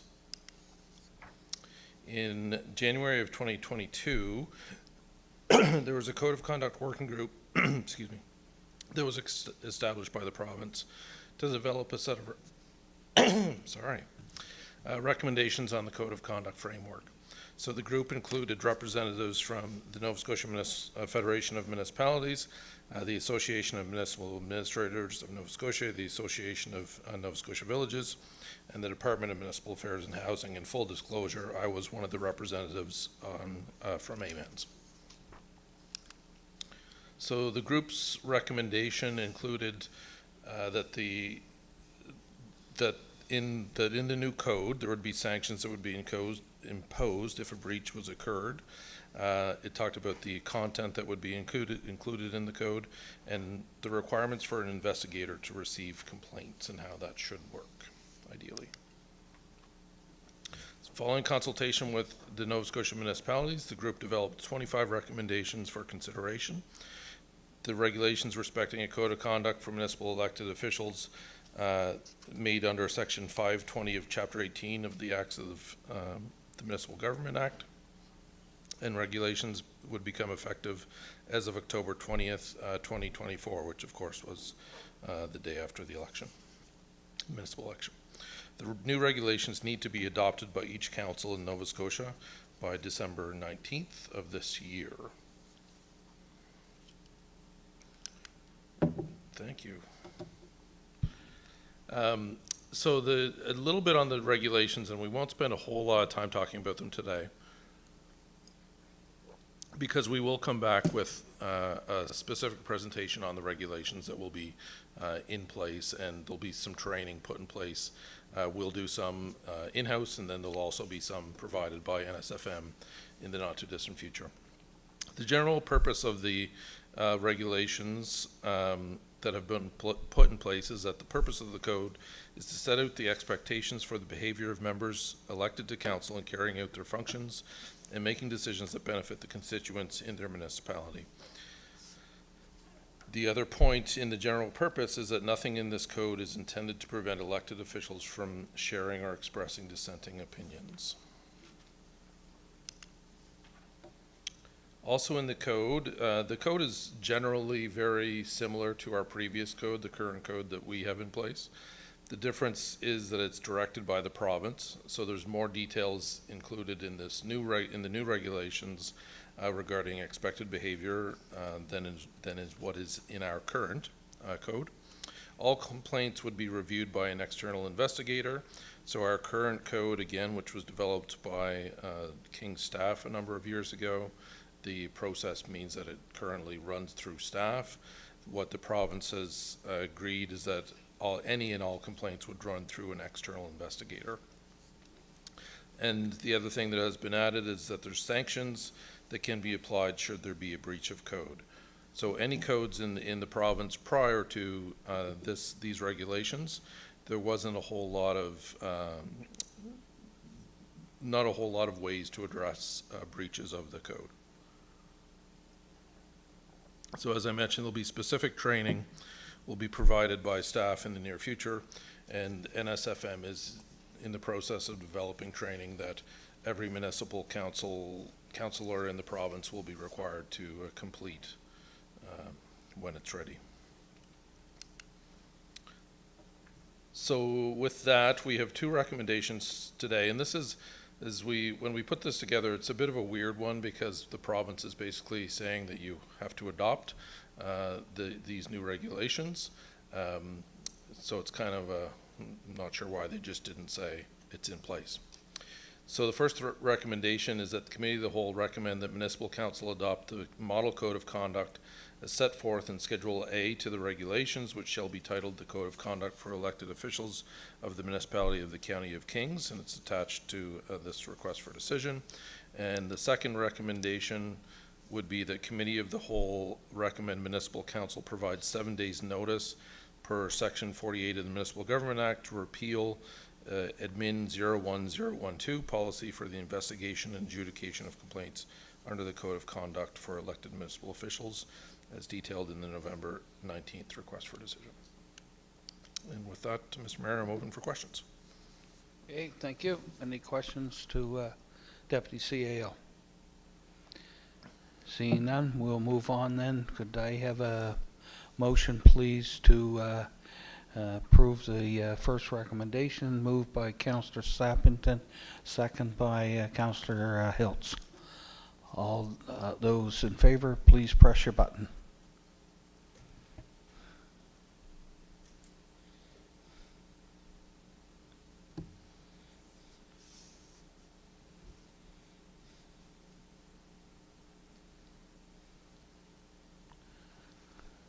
Motion approved. We'll move on to the second recommendation. Do we have a mover for that, please? Moved by Councillor Harding, second by Deputy Mayor. All those in favor, please press your button.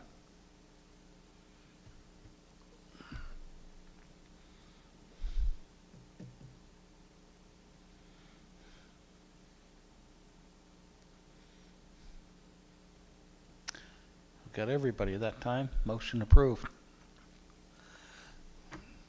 All right, so now we're moving on to the next one, and I guess it's Deputy CAO again. Communications.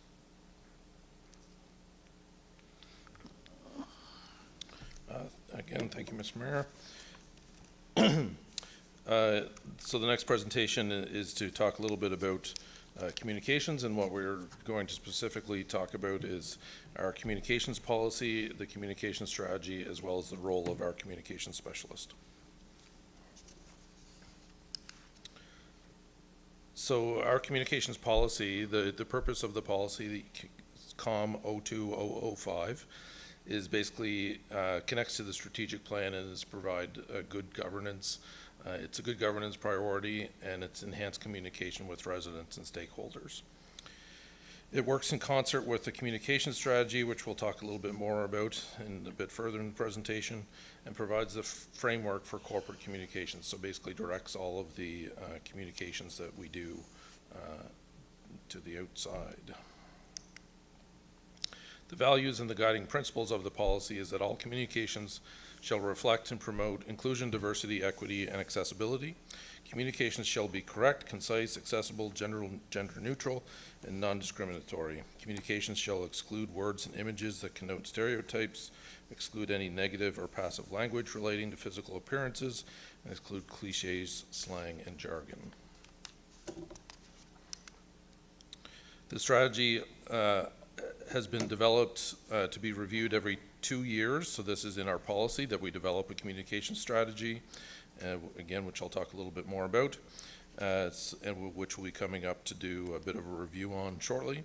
The strategy shall include measurable outcomes related to both external and internal communications, and propose actions that respond to evolving needs of audiences, emerging trends, and proven practices. In all regards, the communication strategy shall embody the values identified in the strategic plan. So I'll just run through a few more specific items in the policy. So specific to the mayor, it does state that the communication support provided to the mayor as the spokesperson for council may include, but is not limited to, provides public speaking notes for public appearances or events, scripts or research notes for media interviews, and key messages for media requests or emergency situations. Important to note for all members of council, there's again some specific things mentioned in the policy, which includes obligations under the council's code of conduct. So of course that will be slightly amended because of the new code of conduct. There's obligations under FOIPOP legislation. So obviously that there's certain things that should or shouldn't be shared. The accuracy of the information is provided, incredibly important to consider that in any communication that a councillor may do. Whether the subject or position on a matter is enabled or prohibited by a law, bylaw, policy of the municipality, and whether council has taken a particular position by way of a motion on the topic. So again, in our policy, it does outline a little bit about what councillors need to consider when they're communicating in general. Also of note, 4.1 in the policy, individual members of council are encouraged to reflect the position of council in their communications or state that they are providing a personal opinion. So we had a good discussion about this when we put this policy in place with the council of the day. Where an individual member of council expresses a personal opinion, whether written or verbal, it must be explicitly clear to the audience that the member is not speaking on behalf of the municipality or council. So as we discussed last week or at a previous meeting, the mayor speaks on behalf of council. It's not to say that a councillor can't provide information, and then sometimes can provide opinion, preferably not in opposition to a decision of council. In such case that you want to share an opinion that may be controversial, it's always a good idea to make sure that that is very clear. And there's language suggested in the policy, such as the information contained in this correspondence reflects the views of an individual member of council and not those of council as a whole or the municipality of the County of Kings. A couple of additional aspects of the policy. So in 4.1 to 4.3, there's communications from committee chairs. So I know we're going to have some additional discussion coming up about chairing of meetings, and of course with the nominating committee, we'll be bringing back recommendations shortly. There's a pretty good chance that everybody around the table may find themselves in a chair role for their particular committee. So there's a couple of things that it specifically talks about in our policy. The first one is with respect to communicating the business of committees of council, the members of council serving as chair shall refer to and be bound by the communications policy, as well as the administration of standing and advisory committees policy, which will be discussed shortly. The reports to council, it shall be the responsibility of the chair of whatever committee to verify, if required, the accuracy of information being communicated to council with the CAO. And representation at events, so the chairs of committees may, at the request of the mayor, represent the municipality at municipally hosted events or at events where the municipality has been asked to participate. In such circumstances, the chair's communications shall reflect the position adopted or endorsed by council. So written correspondence is the next area of the policy that's quite important. The municipality shall make available personalized letterhead for each member of council to use at their discretion. Following circulation of formal written correspondence, members of council shall provide a copy of the correspondence to the CAO. This shall include copies of letters of support or commendation or responses to community issues, but exclude emails, social media posts, or routine correspondence with constituents. So if you are writing a letter for a constituent for a particular reason, please share a copy of that with the CAO. I would certainly suggest that in some cases, it might be a good idea to discuss that with the CAO prior to sending the letter. Sometimes what we've seen in the past is that a councillor has issued a letter of support, and then we find out that that in that community group or whoever it might be coming to council to apply for, could be a grant, could be zoning change, could be all kinds of things.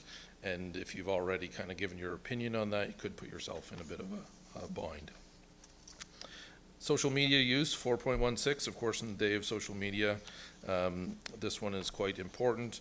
The municipality shall not provide administrative support to the social media accounts of members of council. So we do, of course, as I'll talk a bit more about, maintain our own social media presence, and it's not our role, of course, to do that for council. For any media inquiries received by members of council, council shall refer all media inquiries to the mayor and CAO for direction and assistance. The mayor shall be the default spokesperson for all media inquiries regarding council matters, unless another member of council is designated to respond to a particular matter. The municipality will endeavor at every possible chance to have members of council to respond to and engage with media inquiries on district-specific matters. And then lastly, corporate communications in this policy. The municipality shall maintain a website to provide the public with information regarding municipal services, council decisions, meeting schedules, etc. The CAO shall be the official spokesperson for matters related to the administration of the municipality. All media inquiries shall be referred to them for direction. If authorized by the CAO, an employee may serve as the designated spokesperson for matters relating to their position, skills, and expertise. So that brings us to our strategy.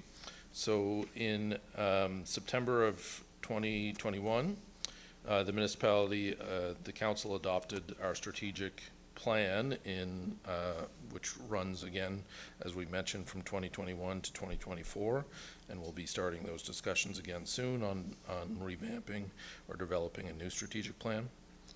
Part of that strategic plan at the time was enhancing communication with community and stakeholders identified as an action under good governance. So as part of that direction, we hired a communication specialist, hired in June of 2021, who most of you have probably met, who's Ashley Thompson, who's here in the room. Ashley, most of you probably know, was a journalist in the area, and we're very pleased to have her doing our communications here in the municipality. Internal and external communication strategies were developed, and then communication strategy was adopted by council back in March of 2022. So again, as I mentioned before, we were supposed to review that every 2 years. So we are looking at that now to see if there's anything that needs to come back to council for updates. So the communication strategy is the framework for growing and enhancing communication services and provides the direction as to how we apply our communication services. And just so you know, if the communication strategy has been added, I think, to the secure site, but it's also been added to the website because we realized it wasn't there. So if you can't find it, let me know and we'll send you the link to it. The municipality's values used as guiding principles shaping all communications activities, so that's kind of where we start when it comes to our communication strategies, and it outlines the goals, supporting strategies, and desired outcomes for internal and external communications. So the external goals that are found within the communication strategy are to boost the municipality's reputation as a trusted source of relevant information, foster a greater sense of civic pride through human-centered storytelling and content, establish best practices for reaching and serving target audiences with diverse information needs, increase use of multimedia content, innovative forms of storytelling and performance analytics, and to raise awareness of the role of a councillor and municipal council. So I would say in this area we've certainly made good strides, but as the CAO has mentioned previously today, we can always work to improve. Some of the internal goals that we had in our communication strategy was to strengthen the role of communication specialists through efficient operating practices and procedures. There's a lot of times that the communication specialist is sought expertise from other departments because there has to be public notices put out and that type of thing, lots of times in a very efficient and quick manner, and the messaging is incredibly important. Another goal was to open new lines of two-way conversation between various departments and work sites, so to improve our own internal communications, increase staff's awareness of what's happening throughout the organization to ensure that we're not siloed in our departments, foster a collaborative approach to proactive internal and external communications, and equip all departments with tools required to complete rollout of municipal branding. So some of the products and channels that Ashley specifically uses in her role as communication specialist include social media, of course. So we're quite active on Facebook, Twitter, YouTube, and those updates happen pretty much daily. The municipal website, so as updates are needed, we work to ensure that happens, and again, a lot of the social media posts get posted to our website as well. MOK Today e-newsletter, so this is something that has started since Ashley's been here, and that's been growing quite steadily, but it's a monthly electronic newsletter that gets sent out, so basically it's a subscription thing, so anybody's email that is asked to receive that will get that.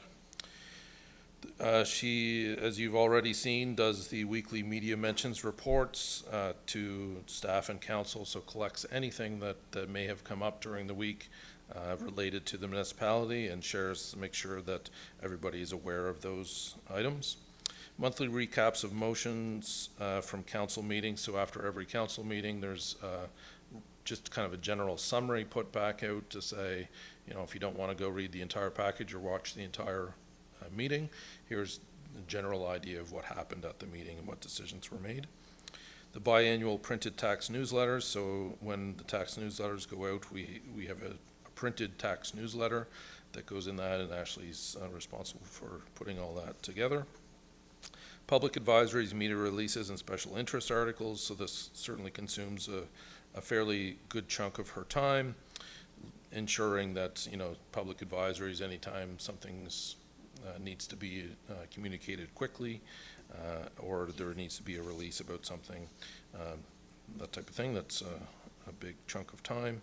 Quarterly internal newsletter, so again, that's focused on staff, and then any external advertising. So again, there's a lot of times that we are required to put ads in papers or online.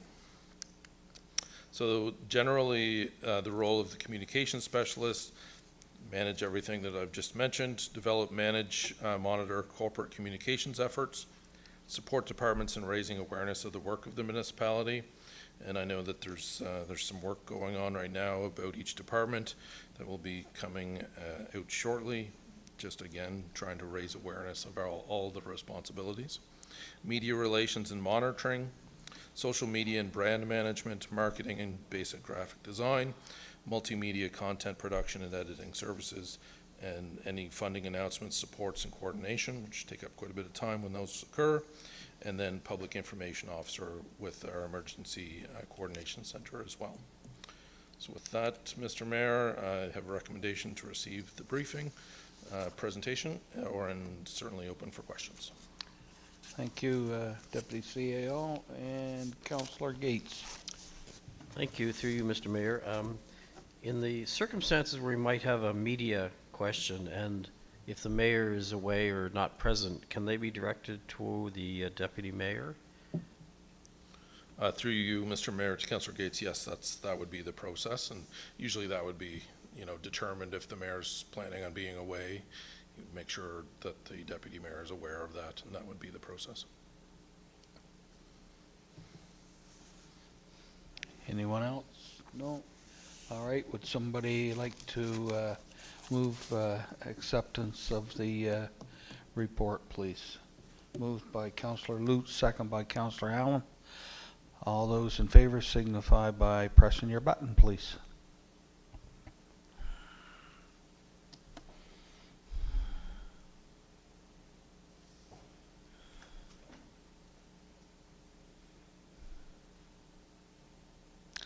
Okay, motion carried. Thank you, Director, or CAO, Deputy CAO. And now we're going to land use, and with managers Mosier, Burgess, and Brown, please.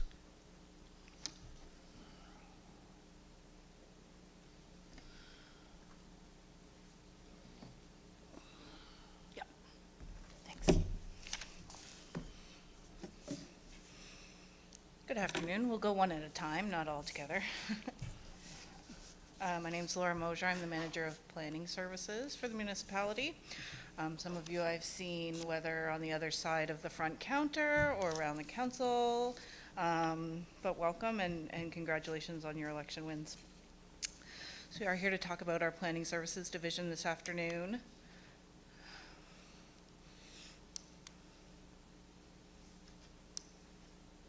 I don't normally present from this.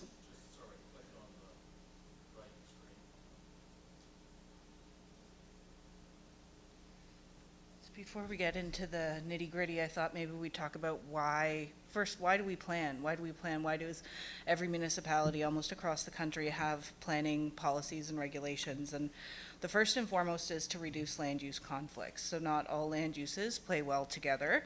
I'm sure none of you would want to live next to a nuclear power plant or a garbage dump. These are the types of things we're talking about. Those are extreme examples, but we have less extreme situations as well. The second is for stability. So sort of 2 and 3 are related, stability and economic benefits.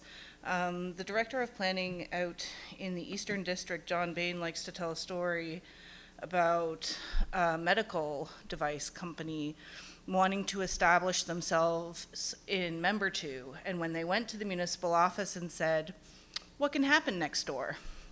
And they said, "Anything." And the person making the inquiry said, "So wait, there could be like a really large scale pig farm there. Yep. There could be a garbage dump. Yep. And they said, thanks, but no thanks. We don't want to establish here. We want to have some certainty and stability. And that's what land use planning provides. It establishes a framework of land development on the basis of policies within our municipal planning strategy and regulations within our land use bylaw to give people a certain degree of certainty around what can happen as of right, but also what can happen through a public process that they would have input into. Number 3 is infrastructure capacity.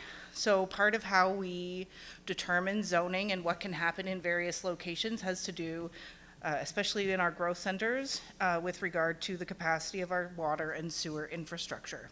But it's also other types of infrastructure as well. So is there enough room in the local school to accommodate any children that might come as a result of a large-scale residential development?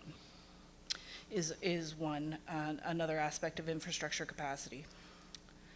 Number 5 is the protection of sensitive natural heritage features. So we have one zone and an overlay related to environmental protection, and that ensures not only that those natural heritage features are protected, but also that the developments near them are protected. You know, we've seen it with climate change, significant impacts on our natural heritage features, and if there was wide-scale residential development within a floodplain, those houses get affected too, not just the river valley associated with that floodplain, but the houses would be affected as well. And then it also is intended to guide orderly development in appropriate locations. So we establish the locations that are appropriate through our zoning and what developments are appropriate, and then through our policies, we can guide that development to a certain degree.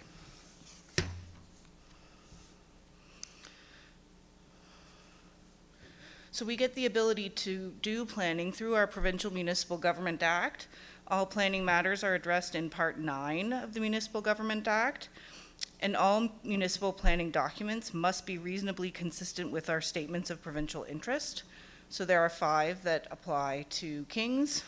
They are agriculture, housing, infrastructure, flood risk, and drinking water. So the province has put out statements saying what their priorities are for those various subject matter areas, and we are required to draft policies and regulations that respect those and are reasonably consistent with them. So when planning documents are drafted, council adopt them, but ultimately it's the Provincial Minister of Municipal Affairs and Housing that will either approve the documents as written, amend them, as was the case in our situation with our documents, or, and I've never heard of this happening, outright refuse the documents. And the same is true of any amendments to the municipal planning strategy. So if we look to, so we recently did a round of housekeeping amendments that included amendments to the municipal planning strategy. Once council adopted them in November, I believe they adopted them. No, not November, October perhaps, October or September. We sent them off to the Provincial Director of Planning, and we've since received word that those are approved. And so they are in full force and effect at this time. But they did need to go through that extra step for approval. And the only reason the Provincial Director of Planning was able to approve them was because they didn't trigger any of those 5 statements of provincial interest. Had they triggered any of them, the minister would have approved them. Or not, as the case may be. We have had amendments overturned in the past. So Section 212 of the Municipal Government Act requires that all councils adopt one or more municipal planning strategies. So these are our policy documents that guide planning. So they're intended to provide minimum planning requirements for the development of land, and it serves as a policy document. So we don't issue tickets on the basis of policies in the municipal planning strategy. We don't through the complaints process, we don't say, well, you're violating policy 3.1.7 of the municipal planning strategy. That's not the purpose of this policy document. It provides the general direction for you as council as to how land is meant to be developed. And the policies of the municipal planning strategy are implemented through the land use bylaw. So we see in section 219, it says where council has adopted a municipal planning strategy, they must also adopt a land use bylaw that implements those policies. So, for example, a policy may say, council shall require a reasonable separation between industrial uses and residential uses. Okay, well, but what's reasonable? The land use bylaw will tell you. For properties in an industrial zone, where they abut a residential zone, you need to provide an increased setback, and it'll give you the number. So that's how that policy of a reasonable distance is implemented. So land use bylaw is our regulatory document. That's the bylaw we issue tickets under. So if you have a constituent and they've made a complaint and we investigate and we find that the person has violated the land use bylaw, we'll seek compliance under the land use bylaw section, not the municipal planning strategy. So just to go a little bit deeper into both documents, the municipal planning strategy divides the municipality in two main classifications. These are opposite, but they reinforce each other, and those are urban and rural. And so within our urban areas, in our growth centers, we have 3 land use designations: residential, commercial, and industrial. And in our rural designation, we also have 3 land use designations: agriculture, resource, and shoreland. And these reflect the future intent for the land. They might not always match what is there right now. We have residential uses within our industrial zones, but that's not the future intent of that land. But they are permitted to continue operating. We can get into the weeds of non-conforming at some other time. So within the municipal planning strategy, we outline the various zones that are enabled within each land use designation. So not all zones are enabled in all land use designations. So if you have a constituent who has a residential property and they say, I want to build an industrial use here, rezone me to industrial. We can't do that. That would require a change in policy. That would require a municipal planning strategy amendment. The municipal planning strategy also provides policy direction to council when considering development that's not permitted as of right under the land use bylaw. So that's our rezonings, our development agreements. It could be a text amendment to the land use bylaw, but the important part is that the municipal planning strategy outlines what can and can't happen in terms of changes to the land use bylaw. So it'll say you can rezone from a residential zone to any other residential zone, but it won't say you can rezone from a residential zone to an industrial zone.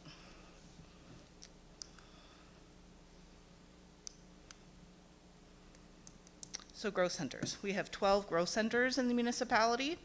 They are characterized by one or more, generally, usually more than one of the following characteristics. First and foremost, these have been applied to areas that are sewer serviced. Sewer service is incredibly expensive to provide, and so we're looking to maximize the efficiency of providing that sewer service. And so we classify areas that are sewer serviced as growth centers in order to accommodate additional growth to offset the costs of that sewer. Water service is less common, but the same principles apply. We often have active transportation corridors, so these are your sidewalks, your trails, often streetlights, to ensure that those are safe and accessible at all times of day. Community or recreational facilities. Is there a school? Is there a community hall? Is there some other community or recreational asset? Educational facilities would be, again, schools. They often exhibit, but not always, a diverse range of housing types. And if they don't currently exhibit a diverse range of housing types, one of our goals is to ensure that they do in the future. And there may be a concentration of commercial or industrial opportunities. Growth centers benefit from much more flexible development regulations. When I said we divide it into two areas that are opposite but reinforce each other, this is what I meant. So we enable flexible development in our growth centers. There are very few ideas that we don't have a way for you to consider, at least, in a growth center. In exchange, our rural zones are far more restrictive. Every single one of our growth centers, so our growth centers are shown in orange on this map. Every single one of them is surrounded by agricultural land. When the growth centers fill up, the logical way to expand them is to neighboring lands. But we have a dual purpose of protecting agricultural land. This is where the conflict comes. So in order to preserve and protect our agricultural land holdings, the idea is to encourage, enable, and promote all of our non-rural development to our growth centers to ensure efficiency of providing services, the creation of complete communities, and again, the protection of our rural resources. So this is what I was speaking to. The municipal planning strategy seeks to balance various and often competing and sometimes conflicting demands. We recently had an appeal in Port Williams on a piece of land right at the edge of the growth center, and the neighboring farmer appealed the decision of council. But the thought behind our municipal planning strategy is he wanted to protect his agricultural land, and good on him. We want him to protect that resource. But the best way to protect that resource is to ensure that the development goes in the growth center, because the next logical land to develop, once the growth center is full, is the land right next to the growth center, which would be in part his land. So that's why I say they're opposite, but they reinforce each other. So again, the municipal planning strategy will outline the ability to rezone or enter into a development agreement. Again, far more opportunities in the growth centers than outside.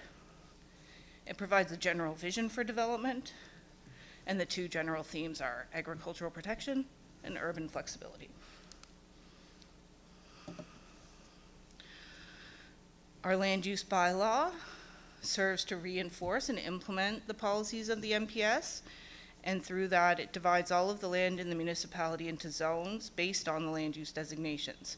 So where we had 6 land use designations, we have 28 zones. So we have 5 residential zones, we have 5 commercial zones, we have 3 industrial zones, and so on and so forth. Each zone includes a list of permitted uses and zone requirements that regulate development. And they each provide general regulations, the land use bylaw also provides general regulations for all development in all zones, such as parking regulations, water course separation distances, and the regulation of signs.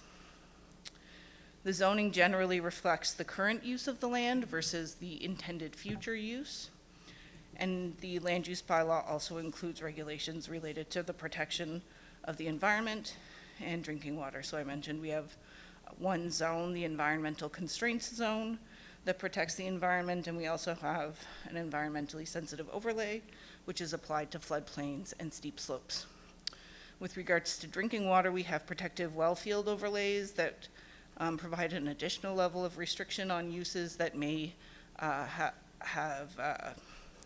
be associated with threats to drinking water quality.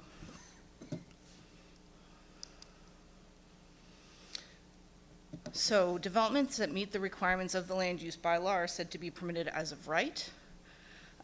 So those decisions don't come before you. They're administered by the development officer. Most of our development in the municipality occurs as of right. So those applications are reviewed by our development officer, who will then issue the permits.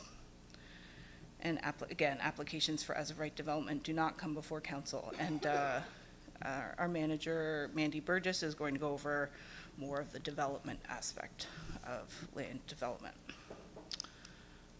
So this is our general development process. Someone may have an idea. They'll come in, they'll discuss it with our development officer, because ideally it's permitted as of right. Isn't that the easiest way to do it? If for whatever reason it's not permitted, so in that red box, then we may go to a planning process. We may rezone the land. We may look into a development agreement. There may be an appropriate text amendment to the land use bylaw. Once we go through that planning process, it goes from not permitted to now permitted. So it goes into the green box, and then the development process continues. They apply for their permits, they get them, they do their inspections, and so on and so forth. Mandy will go over that as well. Or my apologies, Manager Burgess.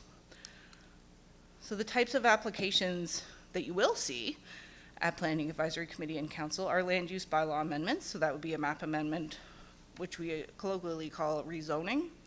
A text amendment, we may do a development agreement, so that could be a new development agreement, or a substantive amendment to a development agreement, or the next two actually don't come before you. A non-substantive amendment is now approved by the development officer, but the ability to do a non-substantive amendment needs to be outlined in the original agreement, so you would have the ability to review that at that time. And a discharge, which is to remove the development agreement off the property, can be approved by the CAO.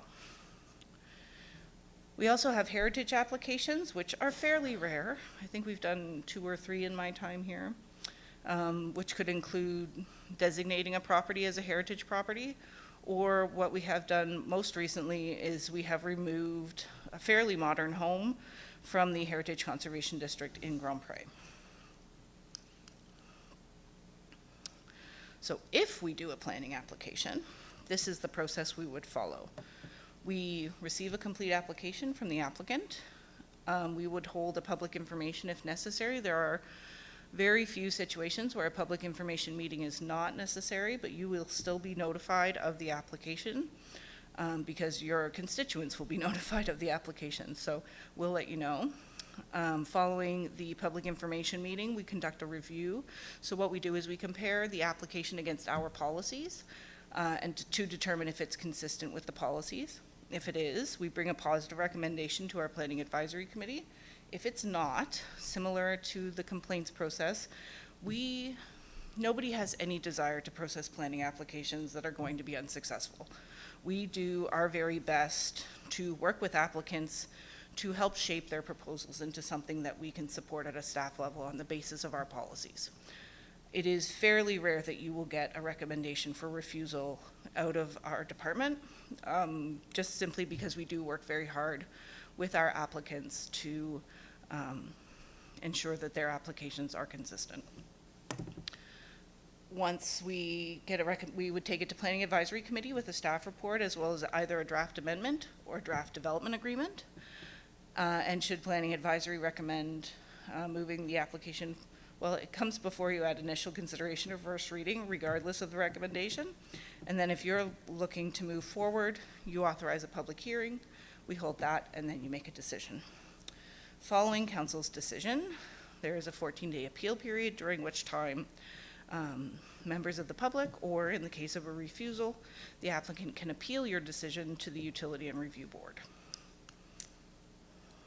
So in terms of the types of applications that you typically see, these are our most common ones, are a land use bylaw amendment, so rezoning, and a development agreement. So there are various advantages and disadvantages to both. A land use bylaw amendment is a set of predetermined rules. So I sort of like to compare the zones to different menus at different restaurants. You know, if you rezone your property, you've changed your restaurant entirely.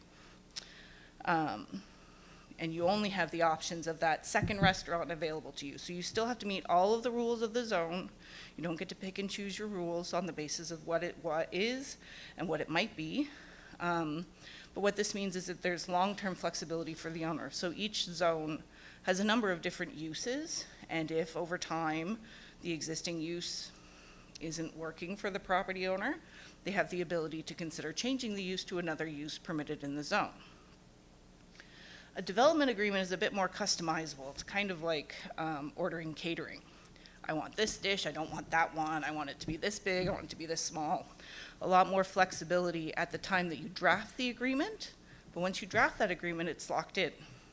If a new property owner or the current property owner says, I don't want to do this use anymore, I want to do a different use. If that other use is not enabled in that development agreement, we're looking at another planning process. So regulations are often based on context. Sometimes we can consider more lenient restrictions. So depending on the context of a property, we may enable a reduced setback. Oftentimes we enact an increased setback. Just again, on the context, depending on the use. So it is more flexible when we draft the agreement, but once it's locked in, it's locked in. So the types of applications. So the ability to pursue an application is outlined in the MPS, which zones can go to other zones. We talked about this already. And as well, the Municipal Government Act requires that the MPS outline for development agreements what types of uses can be considered, where they can be considered, and what criteria you need to consider as council when making a decision. And lastly, not all developments can be accommodated under the current policy framework. Like I said, within our growth centers, there are very few things that we can't consider, but in our rural areas, sometimes the answer is no, because we just can't accommodate it within our current policy framework. So what happens? Does that mean that every application that can't be accommodated is inappropriate? No. There might be another process. So council can consider municipal planning strategy amendments. More often than not, they must be accompanied by an amendment to the land use bylaw. You can change a policy. If you're not implementing it, then you're not really going to change anything. So they most often need to be accompanied by a land use bylaw amendment. They're meant to be general, not site specific. So if you have a constituent who can't make something work on their property and they want to make an MPS amendment, probably every other property in that zone is going to have their policies and regulations changed. So they're kind of a big deal. They take time. They're not guaranteed. Again, they go before the minister for review and may be overturned if they don't meet the statements of provincial interest. So they can be minor, usually clarification or to better achieve an amendment, or sorry, an objective. So like I said, we did a recent round of housekeeping amendments. They didn't really change anything. They were more for clarity, typographical errors, or consistency with other policies. They can be major. It could be the creation of a new growth center. It could be substantially changing how a given designation operates. But at the end of the day, they all sort of need to work together. These are relatively new documents. They're only 5 years old. The rule of thumb for planning documents is they're meant to last for a planning horizon of about 20 years. So we've not contemplated any major changes in our MPS as yet. So MPS amendments in general follow the same process as other planning applications. However, we don't automatically process them. When we receive a request, we prepare a report for you. It will generally outline several options on how to move forward. One option is always going to be do nothing, so keep everything the same, keep your status quo, but we will often offer you one or more other options to move forward, along with an assessment of the advantages and disadvantages of them, potential costs associated with them, and potential timelines. The other big difference is a public participation program. So depending on the whether it's a major or minor amendment, we'll often have significantly increased community engagement associated with the municipal planning strategy amendment. And PAC, or Planning Advisory Committee, will hold at one or more public meetings. So this kind of operates like a public hearing, but it's hosted by Planning Advisory Committee. And it's hosted in advance of Planning Advisory Committee making their recommendation to you. So yes, there would be an additional engagement plan that goes above and beyond our normal policy requirements. Ooh. So again, just another quick review of our roles. So we would be looking at, under the Planning Division, LUB amendments and development agreements. So our planners process these applications, council approves them, and then if and when they get appealed, they go to the Utility and Review Board. And I have a draft motion that I'll just read before I pass it back to the chair. And this says that the Committee of the Whole accept the presentation on November 19th, 2024 from Planning Services for information. And I'll pass it back to the mayor for questions. Okay, thank you. Any questions to Lori?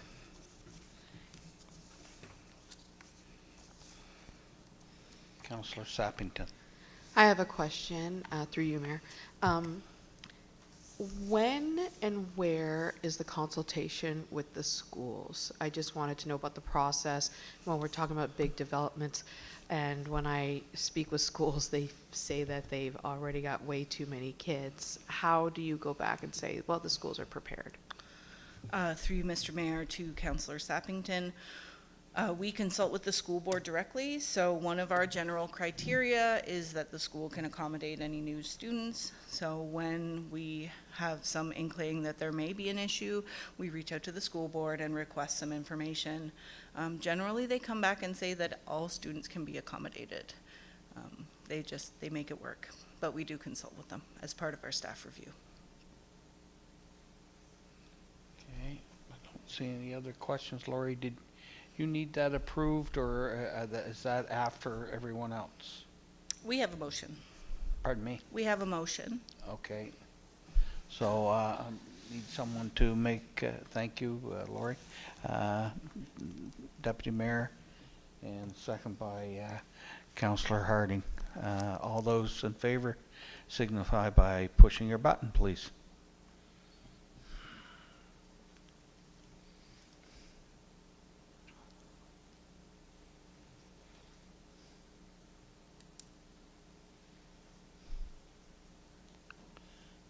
Okay, motion carried.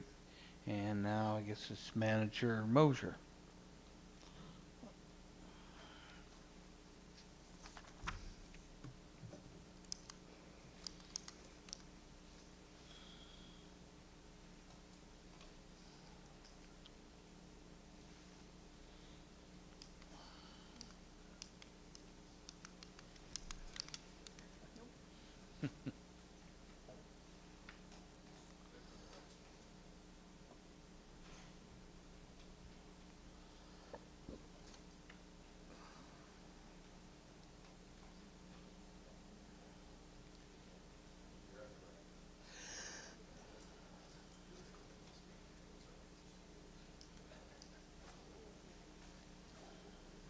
Thank you.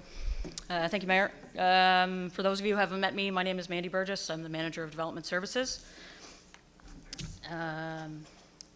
Presentation today, hopefully just to cover, give you a general idea of the roles and responsibilities of the Development Services team.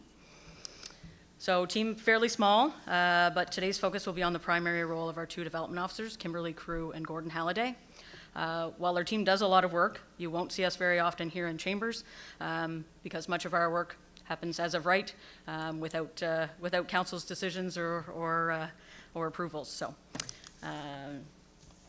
just in regards to what we do, development team deals with development permits, subdivision of land, inquiries, confirmations, complaints, investigations, variances, site plan approvals, mobile home parks, mobile vendors, and our heritage bylaw, as well as any other duties as required.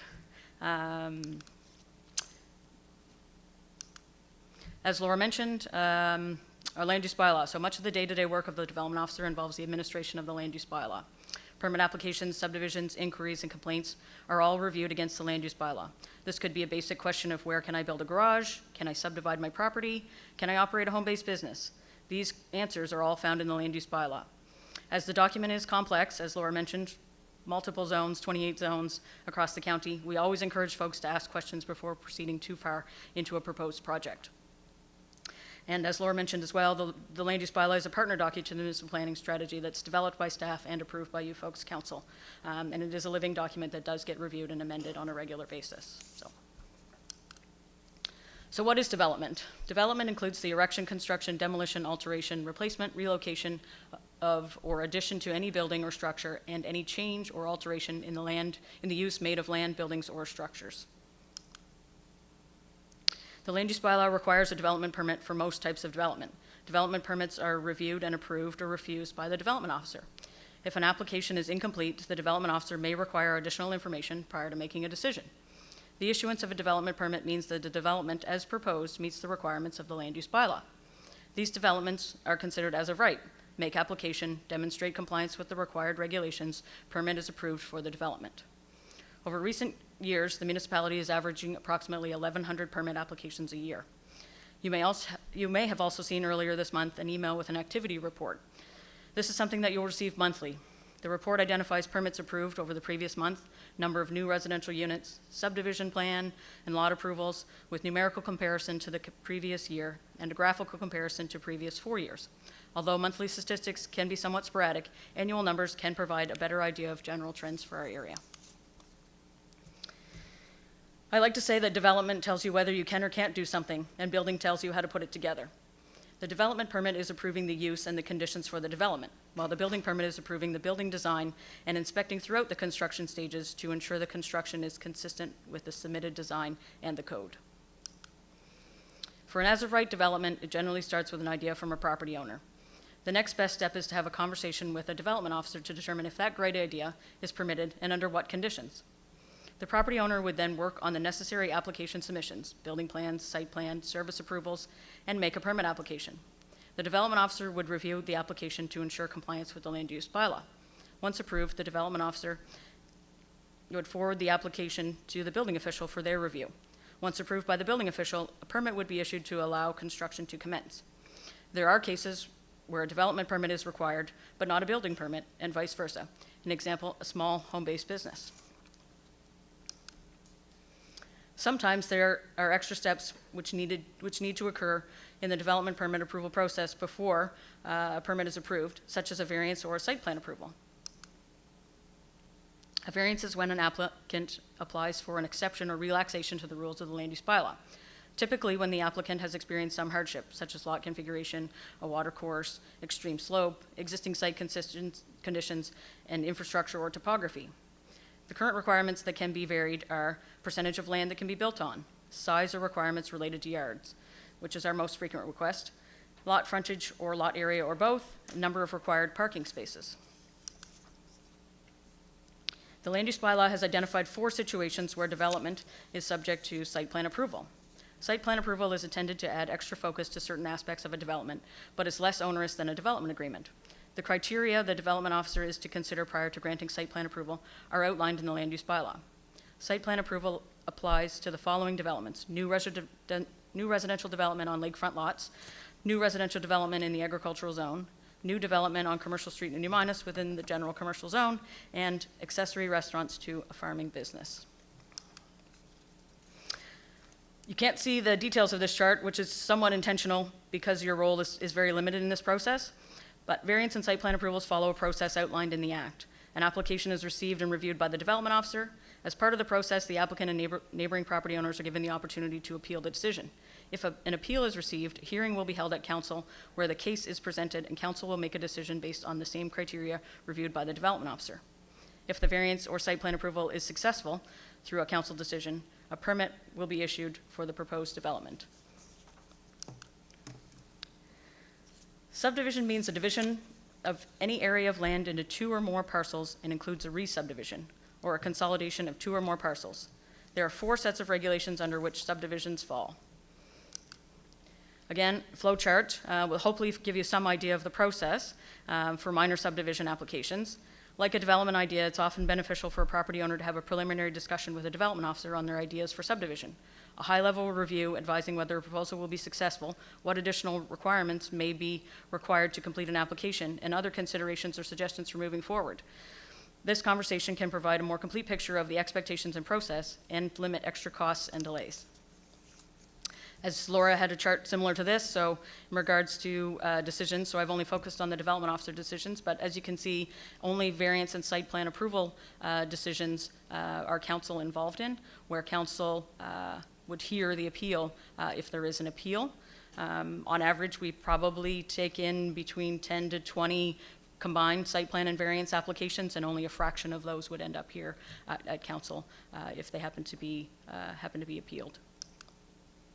So I can't suggest it enough. Please encourage any constituents to discuss ideas with staff prior to proceeding too far into a process.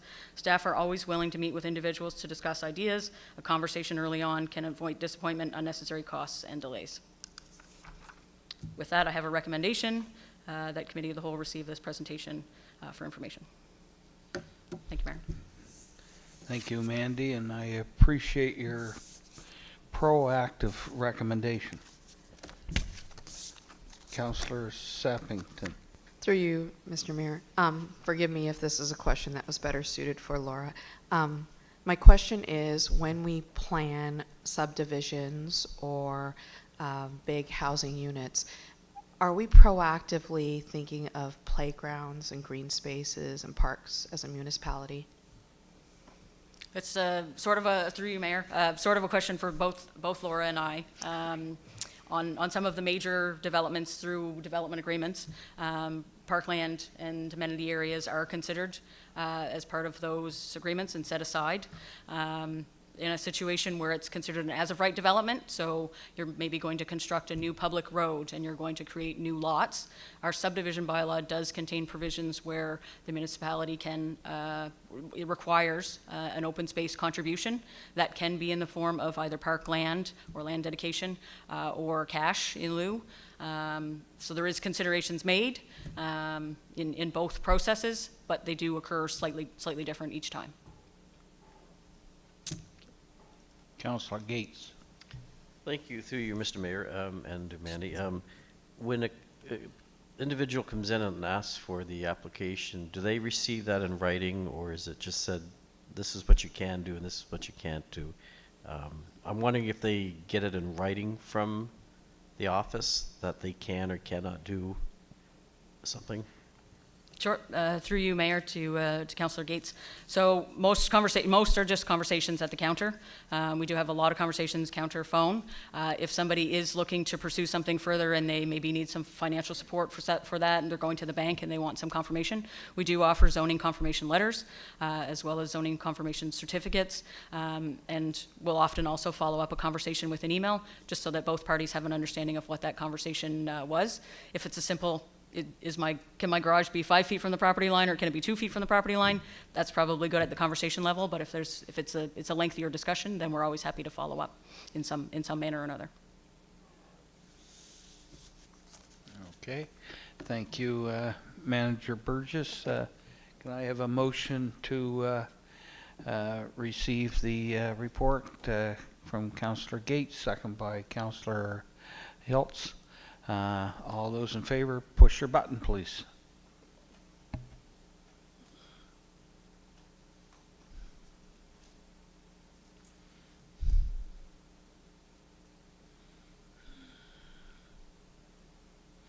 Motion carried, and while Manager Brown is setting up, we'll have a 5-minute recess.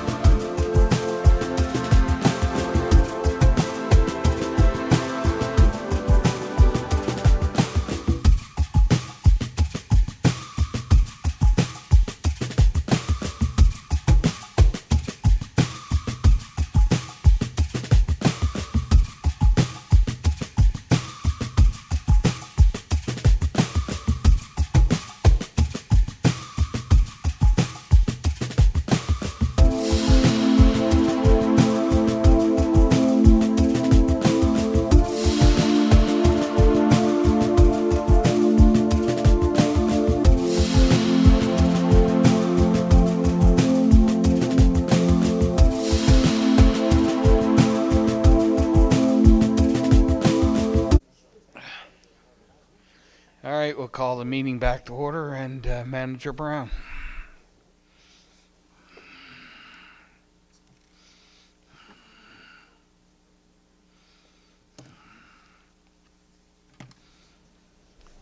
Oh, thank you.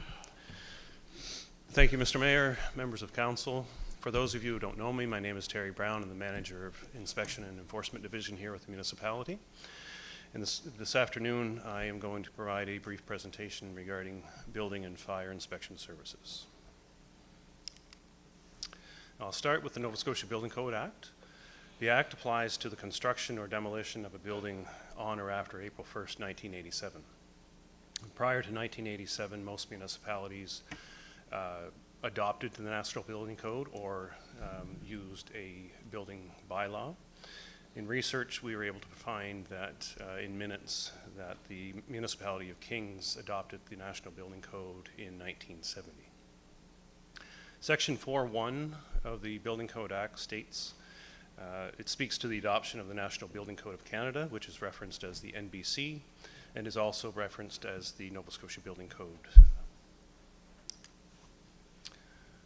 Administration and enforcement. Section 5.1 states a council of a municipality is responsible for the administration and enforcement of this act in a municipality. And Section 5.2 states a building official or building officials shall be appointed by each council to administer and enforce the act in a municipality. Section 8 of the Building Code Act states no person shall construct or demolish a building to which this act applies, or occupy or change the occupancy of a building to which this act applies, except in accordance with this act or regulations and unless a permit has been issued. This section of the act is very important. Lots of times we have constituents or that come to us and they've purchased a structure. They've purchased a structure that may have had a residential or a store. And they want to change and they want to put a barber shop, so to speak. They've put money into the situation, they put money into the building, and then they come to us and they say, well, I should be able to put my barber shop in there as of right, and we have to tell them that it's a change of use under the code. Every time there's a change of use, it opens up the code of the day.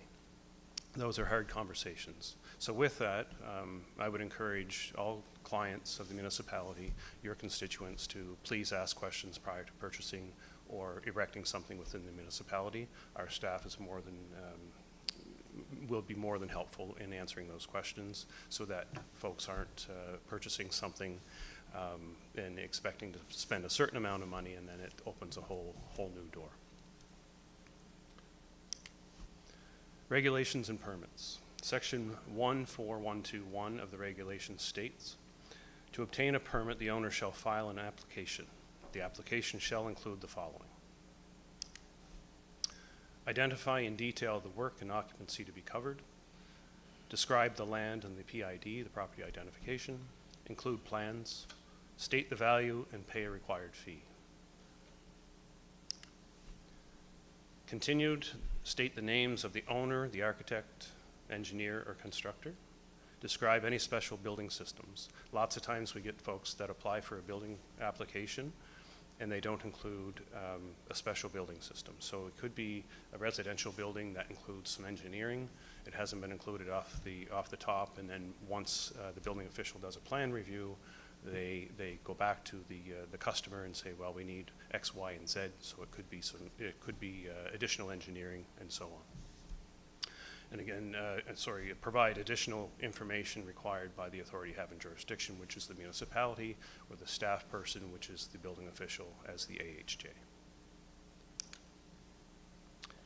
Inspections. For buildings being constructed under the scope of Part 9 of the MBC, which includes dwellings, additions, decks, and some commercial, there are up to 7 required inspections. Those inspections are a footing, subfloor plumbing, subfloor and foundation installation, pre-backfill, framing, insulation and vapor barrier, and before occupancy. If you're building a house, it falls under the scope of Part 9. You're likely going to have all 7 of those inspections as a minimum. If you're putting a deck on a residential building, you're likely going to have 3 of those inspections, which would be a footing, framing, and then a final. Inspections continued. Inspections for Part 3 buildings are inspected at intervals deemed necessary by the AHJ, the municipality, the authority having jurisdiction. These inspections include buildings with large footprints, so 600 meters square, most commercial, industrial builds, and assembly uses.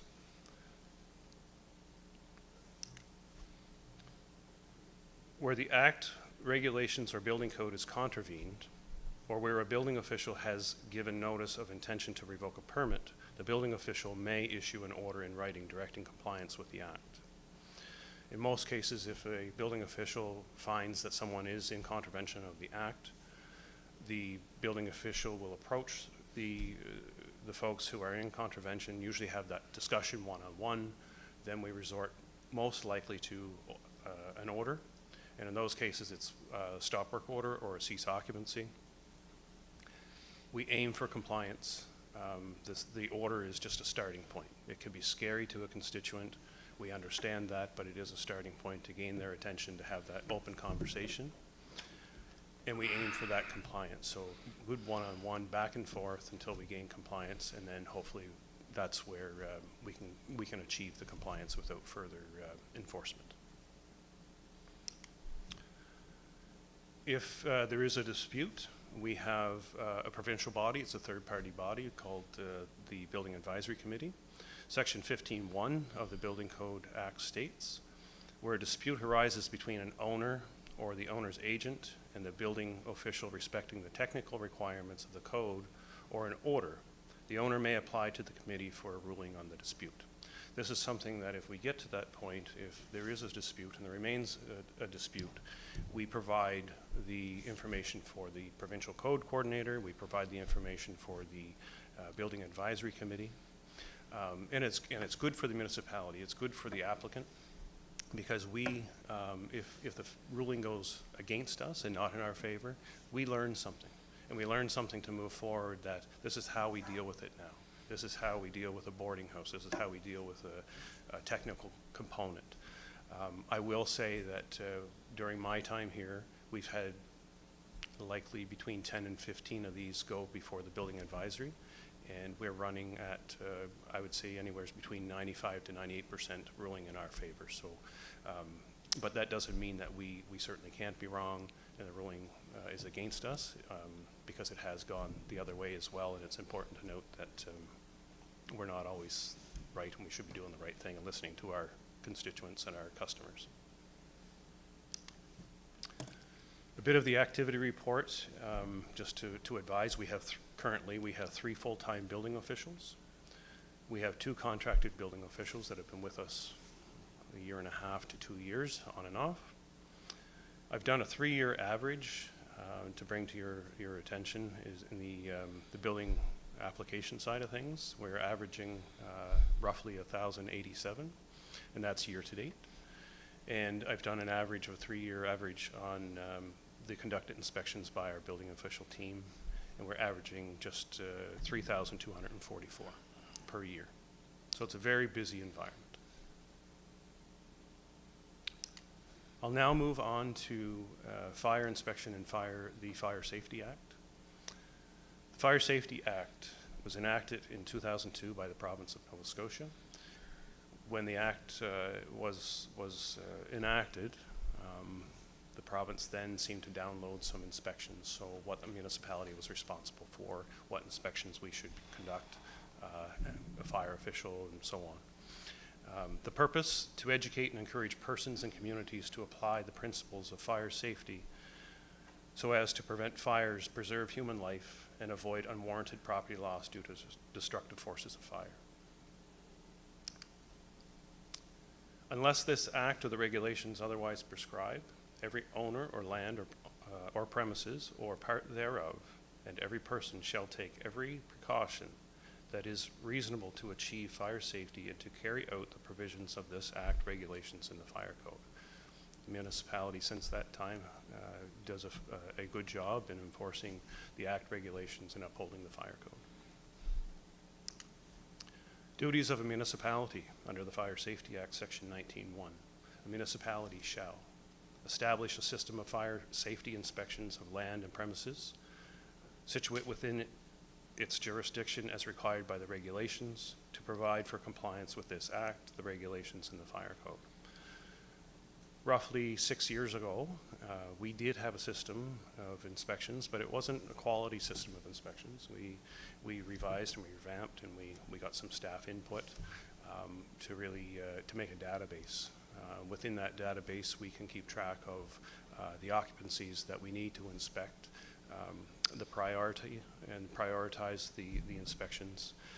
So staff have done a good job in developing that database within our in-house PERC system and with IT's hard work as well. Duties of a municipality continued. They shall appoint a municipal fire inspector who shall carry out the inspections and ensure that the fire marshal is notified in writing of the appointment of the municipal fire inspector and the revocation of any such appointment. So like the building official appointment, council needs to appoint a building official. To appoint a municipal fire inspector, the CAO can appoint. And we also do have an agreement with the town of Kentville and the town of Berwick to provide fire service as well. So each municipal unit has to appoint a fire inspector as well. Municipal inspections. Section 14(1) of the Fire Safety Regulation states, a municipality must inspect an assembly occupancy, a Group A, once every 3 years. So that would be, a Group A would be a church, a restaurant, an arena. Those are mandated to be done and completed once every 3 years for fire safety, to ensure fire and safety. Further to that, we are also mandated to fire inspect residential occupancies, what's referred to as Group C, that has more than 3 units and is not regulated under the Home for Special Care Act. So more than 3 units, it's put into a rotation. We inspect those between 1 and 5 years. We're also mandated to inspect businesses and personal services, which is a Group D, mercantile, which is a Group E, and industrial occupancies of a group. Industrial can be an F1, F2, and an F3, and F1 being a high hazard, and F2 being a medium hazard, and F3 being low. We aim to inspect those because, especially the high hazards, on a yearly basis. The F2 is in 2 years, and then the F3s falls within the 1 and 5 year range. Orders. Section 25 of the Fire Safety Regulations state, where a fire marshal, deputy fire marshal, local assistant, or a municipal fire inspector believes there is a contravention of the Act, the regulations, the fire code, or an order made pursuant to this Act, regulations, or fire code, the official may issue an order to remedy any unsafe conditions. We've had plenty of unsafe conditions over the years. Rarely do we get to the point where we have to issue an order. There is the rare case, and we always provide our customers with the appeal process,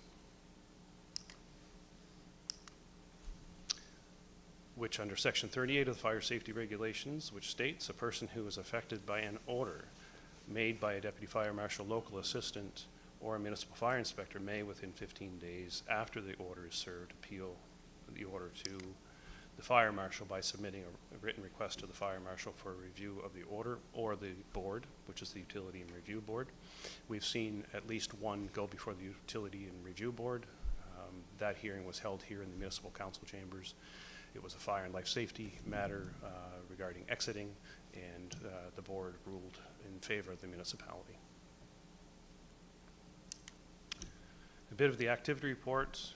We currently have 2 fire inspectors full-time. One is on maternity, and I did the year-to-date from January 1st until as yesterday, the 18th, and we have been able to conduct 505 inspections year-to-date. So again, very busy environment, and the fire safety is very important We've seen a lot of cases where exiting, for instance, has been jeopardized, unsafe living conditions.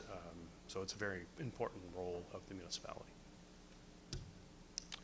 And with that, Mr. Mayor, I have a recommendation that Committee of the Whole accept the presentation on November 19th, 2024 from Building and Enforcement Services related to building and fire inspection for information purposes. And I'd be happy to take any questions if there are any. Thank you, Manager Brown. Councillor Best. Thank you, Mayor. Through to you, Terry. You help out the town of Berwick, a couple towns. You do some inspection for the towns. Do we get paid for that? Through you, Mr. Mayor, to Councillor Best, yes, we have, as I mentioned, we have an agreement with, separate agreements with the town of Berwick and the town of Kentville. And yes, we have a monetary arrangement with So both towns. it's worth, in your opinion, it's worthwhile to do it, to collect some money for the County of Kings? It's worthwhile, or? Well, in my opinion, through you, Mr. Mayor, to Councillor Best, it's an agreement that we've maintained, and that certainly we haven't lost. It's our finance department has done a good job in those calculations, and yeah. I'd like to make a quick comment. The other day, I sat in on a session where some people, I believe they were from Halifax, looking to buy a property and do some, it was actually a change of use. And I sit in with Manager Brown and Director Javrick, and these were these people's words afterwards, but it's a situation that it was quite a session where it's going to maybe be a bit expensive for them and that type of thing, but I thought Manager Brown and Director Javik went out of their way to offer solutions and help within the combines that they had to do. And at the end of the session, again, these were their words. They said, you know, we heard that Kings County and Halifax are the most difficult people in all Nova Scotia to work with, and in fact we found that we couldn't have gone anywhere else and had more support. And as the mayor, I was very that's what I want to hear, and I was very proud at how the staff handled that. And I'd like to I know that was only one situation, but it was exactly what you wanted to hear, and I like I said, I was very proud to hear that. So I just wanted to pass that on to council, that I thought the director and the manager did an exceptional job. Anyone else? No? So can I get a motion to approve that? Moved by Councillor Allen, second by Councillor Lutz. All those in favor, press your button, please.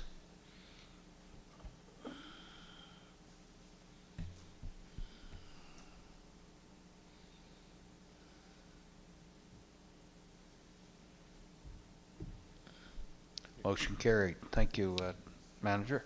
Great. Thanks, Mr. Mayor, members of council. Okay, now we're moving on to CAO Conrad on chairing meetings.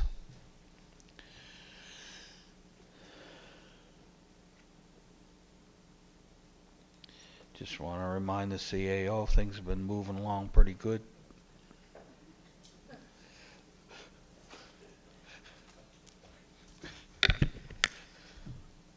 Thank you, Mr. Mayor. In this particular presentation, I am more or less the assembler of information. So I've taken stuff out of our bylaws and policies, talked to staff, used Peter Rogers' slide deck, our municipal solicitor. So I've laid it out in terms of a meeting flow and what certain time limits are, for example, or policy implications. But what I'd really like to do is I've published what I would refer to as cheat sheets if you're chairing a meeting.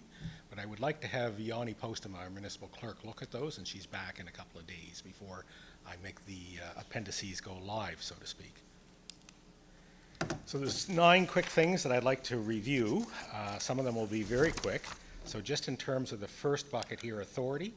So the authority for chairing meetings is in statute here in the first section. And when you receive a copy of this deck, you can click on the hyperlink and it won't take you to the 1,000-page document. It'll take you to that one page so you can look it up. So the MGA in a couple different sections there, 4 different sections. There's 3 bylaws that would come in play, bylaw 64, 52, and 102. And you have the following policies here: comments made from the public, time of council meetings, presentations to the committee of the whole, standing and advisory committees of council policy, virtual meetings policy, and the public participation program. So this sort of set the stage just very shortly. One of our prior presenters mentioned that nomination committee will be meeting soon and people will be appointed to committees, so you'll be chairing meetings. So I believe that the deputy mayor and Councillor McPherson and the mayor, we had one meeting already where we reviewed some of this stuff related to sort of the behind the scenes structure of what happens. So it's not like you're appointed as a chair and you're left on your own, go do everything. It doesn't, hopefully that's not agreeable with you. You'd like to have a bit of support. So every standing and advisory committee of the municipality here are to have approved work plans and are assigned a senior staff member with administrative and technical support. So hopefully when you come to the meetings, you'll know what the game plan is for the coming year or the council term, and you'll be supported by a senior staff member, which is generally either myself or the deputy CAO or a director or a manager. And so the very first thing that would happen as a chair is you would meet with the senior staff member who prepares a draft agenda, and you would meet with that staff member to review and seek approval of the agenda. So sort of help right off the top. Again, prior to the meeting, the senior staff person would ensure that meeting packages are circulated in accordance with municipal policy. So generally that is 7 days in advance of a meeting that the package goes out. The chair meets with the senior staff member to discuss any questions or concerns arising from the review of the agenda package. So a chair would get the agenda package the same as the other members of the committee, but as the chair, you're probably going through it with a fine-tooth comb, and if you come across anything, what is anticipated is you'd meet with the senior staff person to discuss any concerns you may have that hopefully could be resolved prior to the meeting starting. In terms of meeting procedures, so you would basically follow the accepted meeting procedures. So I've drafted an Appendix A for presenter and councillor time limits, speaking time limits. I have an Appendix B for a summary of commonly used motions and their accompanying procedures. So again, this is not everything, but this is what's sort of more or less commonly used or more frequently used, and certainly would welcome the input of our municipal clerk before we publish these appendices. Typically, the chairperson calls a meeting to order and dispatches of what I refer to as standard agenda items, so approval of the agendas. So, and again, this is summary. As I picked up on what the mayor said this morning, our mayor said, are there any additions to the agenda? Is there any errors or omissions in the minutes? So this is a summary, but those types of things are generally templated as the mayor laid out in a standardized agenda for you to follow. Approval of minutes, addressment of old business. The chairperson calls on presenters, so it could be a staff member, it could be a member from the public, calls for questions of clarification on the presenter. So already through, obviously our mayor has a lot of experience in this area, and he's, in my estimation, already sort of said, okay, that's not a question of clarification. Your debate is among the elected people. That's not a role of staff. So keep your questions to staff as a question of clarification. Calls for the mover and seconder. So staff generally provide the wording of a proposed motion as part of a request for decision report or briefing. Again, to editorialize a little bit, our packages are somewhere between 50 and 130 pages 3 times a month. The average is about 100 pages. So to try to come up, if we were to bring that in front of council and council had to script all of those motions, they would be very, very long meetings. So I'm saying that as if we're trying to be of assistance. It's certainly within the purview of council to change a motion, drop a motion, do whatever. These are recommendations.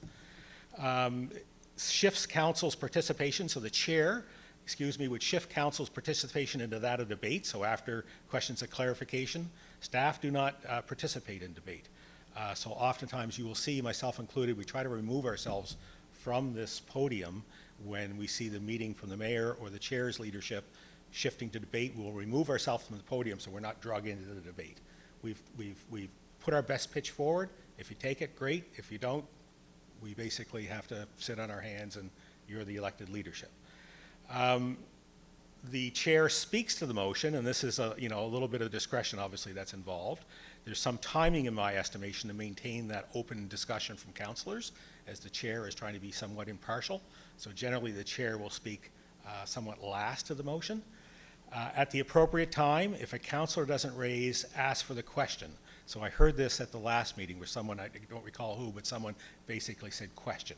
And question is a parliamentary term that means the debate is over, and that would be followed by the chair calling for the vote. So if a council member around the table help the chair out, because this presentation is about chairing meetings, to help the chair out when you feel that the debate has come to an obvious conclusion, you may call for the question, or the mayor calls for the question, or the chair calls for the question. The chairperson keeps decorum, so bear in mind certain meetings are live streamed and recorded, and meetings can and have been introduced in law action, so our meetings can be transcribed and put into a Nova Scotia Utility Review Board or some type of judicial review. That has happened in the past. The chairperson has presenters, staff, and councillors or committee members address questions through the chair. I've seen that quite routinely here already, of addressing through the chair. The chairperson, continuing on, keeps a quorum, sets the tone for having council or committee members and staff refer to each other by title, and through you, chair, to councillor X, or through you, chair, to director or manager X or Y, whatever the situation calls for. The chairperson, continuing on with keeps a quorum, informs the public about meeting procedures. So there are 3 appendices that I've developed, and the third one is about some standardized suggestions for script. So for example, not everyone has an electronic voting system that we have here. So if you happen to be chairing a committee of the whole, or I believe PAC may use the voting system, it's always good to inform the public of why the delay, like why is no one talking here for a period of time? Maybe they can't see it. So there's a piece of standard script for that. A piece of suggested standard script for conflict of interest declarations. Presenter and councillor addresses being through the chair, references to municipal staff, retirement to closed session. So the mayor, for example, today said, we are retiring to closed session, but we intend to come back to public session. Conversation the mayor and I had the other day, it was his suggestion. I agree to that at times. It's better to inform the public that you do not intend to come out of private session. You will adjourn, because otherwise people may be in the lobby or hanging around online waiting for you to come back, and then we don't, or you don't. So there's some script suggested for that, and there's also some script for public hearings that I'm going to get into here in a minute. So stepping away from the chair. So the deputy mayor and I had met, and this was one that was missing from my deck that he brought to my attention. So should the chair wish to actively debate a motion, they should remove themselves from the chair, and in my estimation means physically taking the seat of the mayor, deputy mayor, or councillor who is assuming the role of chair. So for example, if our mayor was to step out and the deputy mayor, the mayor would sit in your position, and you would physically take the mayor's chair. In accordance with bylaw 64, if the mayor or deputy mayor are not available to chair the meeting, council or the committee, as the situation dictates, appoints the chair. So that was the question of the deputy mayor had. So the chair asks for a motion of council or committee to retire to closed session, but only in circumstances covered by section 22 of the Act. So we've heard these before, but acquisition, sale, setting a minimum tax price for tax sale, labor relations, personnel matters, code of conduct, litigation or potential litigation, legal advice eligible for solicitor-client privilege, and security. And when we post the agenda, you may have noticed we're supposed to post the section 22 and then what letter that we're relying on to go in closed session. So we don't say why we're meeting in closed session, but we'll say, I don't have one in front of me, but let's say 22E or 2E is relative to solicitor-client privilege or something. That's supposed to be publicly posted. Public hearings, a bit different, and we've had one already. So chairing public hearings is different than chairing council, committee of the whole, or committee meetings. The requirements for public hearings are set out in the Municipal Government Act, and the one example here is the planning and development part of the Act, and the second one is under the part that deals with the sale or lease of municipal property. So basically, in a public hearing, an explanation of the topic or file number or name, the chair would give that. So the chair would introduce the topic. The chair would then provide an explanation that council sits in a quasi-judicial capacity for the hearing, so it doesn't engage in debate and doesn't argue with the presenter. So that's fairly important that, I mean, you can circle back to the presenter, whether it's staff or, let's say, a developer, and you can ask a question of clarification, but that's not the time to enter debate. As a matter of fact, there's probably case law at the URB of entering in debate too soon without listening, because the hearing is about what the name connotates. You're there to hear both sides of an argument, or position, probably a better phrasing. So typically the chair will then in a public hearing conduct roll call and indicate that only those members of council present at the public hearing can vote at a future meeting of a council on the topic. So if we have a public hearing involving a land use matter, if you're not present, you can't vote at the next coming, or at the forthcoming council meeting that deals with the topic. The presenter that would then call, the chair would then call upon the presenter and applicants, and the chair instructs that council can ask questions of clarification but not enter debate. Public participation meetings and public hearings regarding planning and development matters are also covered under this specific policy, that when you receive the deck you can hyperlink and jump to that. Details around the role of district councilors chairing public meetings will be covered under a separate presentation. So in my time here, I know that it will not be an uncommon thing for a district councilor to be required, or requested at least, to chair a public information meeting. So that's the very first step in our public participation process for a planning application. So we're going to do a specific presentation on that. I would say that there's been a bit of a shift in my 7 years. Before we were at least 10 or below in terms of public attendance, and now some of our public hearings we can get 80, 90 people show up at a public hearing. So we want to make sure that we can give you some comfort level about what those are about. I didn't go into detail here, but they're different, again, from a regular meeting or a public hearing. A PIM is a different type of meeting on itself.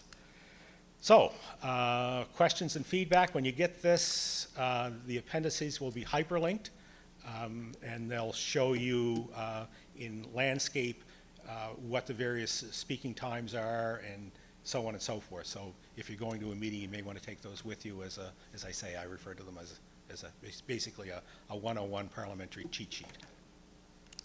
So happy to take any of your questions. That was pretty good. That was less than the 27 minutes the last time. Any questions to the CAO? Wow, you did a real good job. You never even got any questions. So, all in favor of the motion to receive the recommendation? Okay, moved by Deputy Mayor and second by Councillor Sappington. All those in favor, please press your button.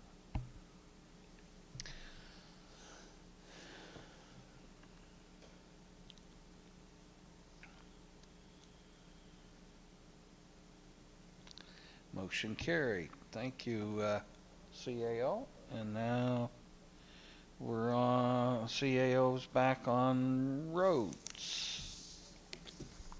Thank you, Mr. Mayor. I'll try to be brief here as well, mindful of your time. Very first orientation session I mentioned I'd circle back to something that I believe will be one of your more common questions that you'll receive from constituents, roads.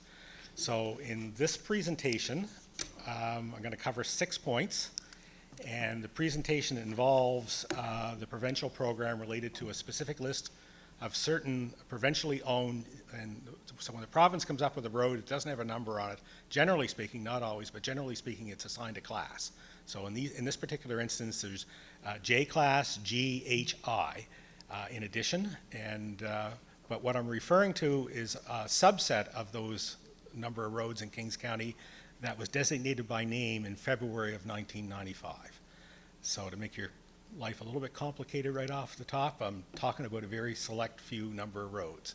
So there are 2 aspects to the Provincial J-Class program: annual municipal transfer of operating funds and municipal capital cost sharing.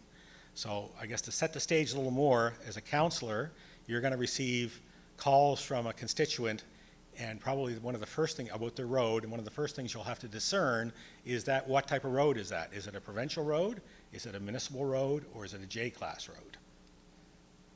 And better put a J-class road on the 1995 list. So a little bit more stage setting here. I grabbed here this morning with the help of Katrina Roofs, the amount of money that we're budgeting for this year. So in our budget, we have, there's two components of the J-Class program. The first one is municipal contribution to Provincial J-Class capital program based on the 1995 list of roads. So this year we have budgeted $341,800. I'm going to circle back to that number here in a while. And we have a municipal contribution to provincially owned local roads of $868,000. So $1.2 million out of $3 million that we basically spend on roads and sidewalks and the like. So if my math is right, I hate doing this, so it's at probably about approximately 40% of our $3 million that we spend in that space goes to the provincial government, and we don't have a lot, if any, control over where that money goes. We kind of write a check and give it to them. So the present day program, there's long history to this, but it's part of a 1995 cost neutral exchange of provincial and municipal programs. So it goes all the way back to 1995. It was introduced as a per kilometer maintenance fee on 1,600 kilometers of local roads to balance the exchange costs. So you're going to see here in a second that the average rural municipality has 30 kilometers.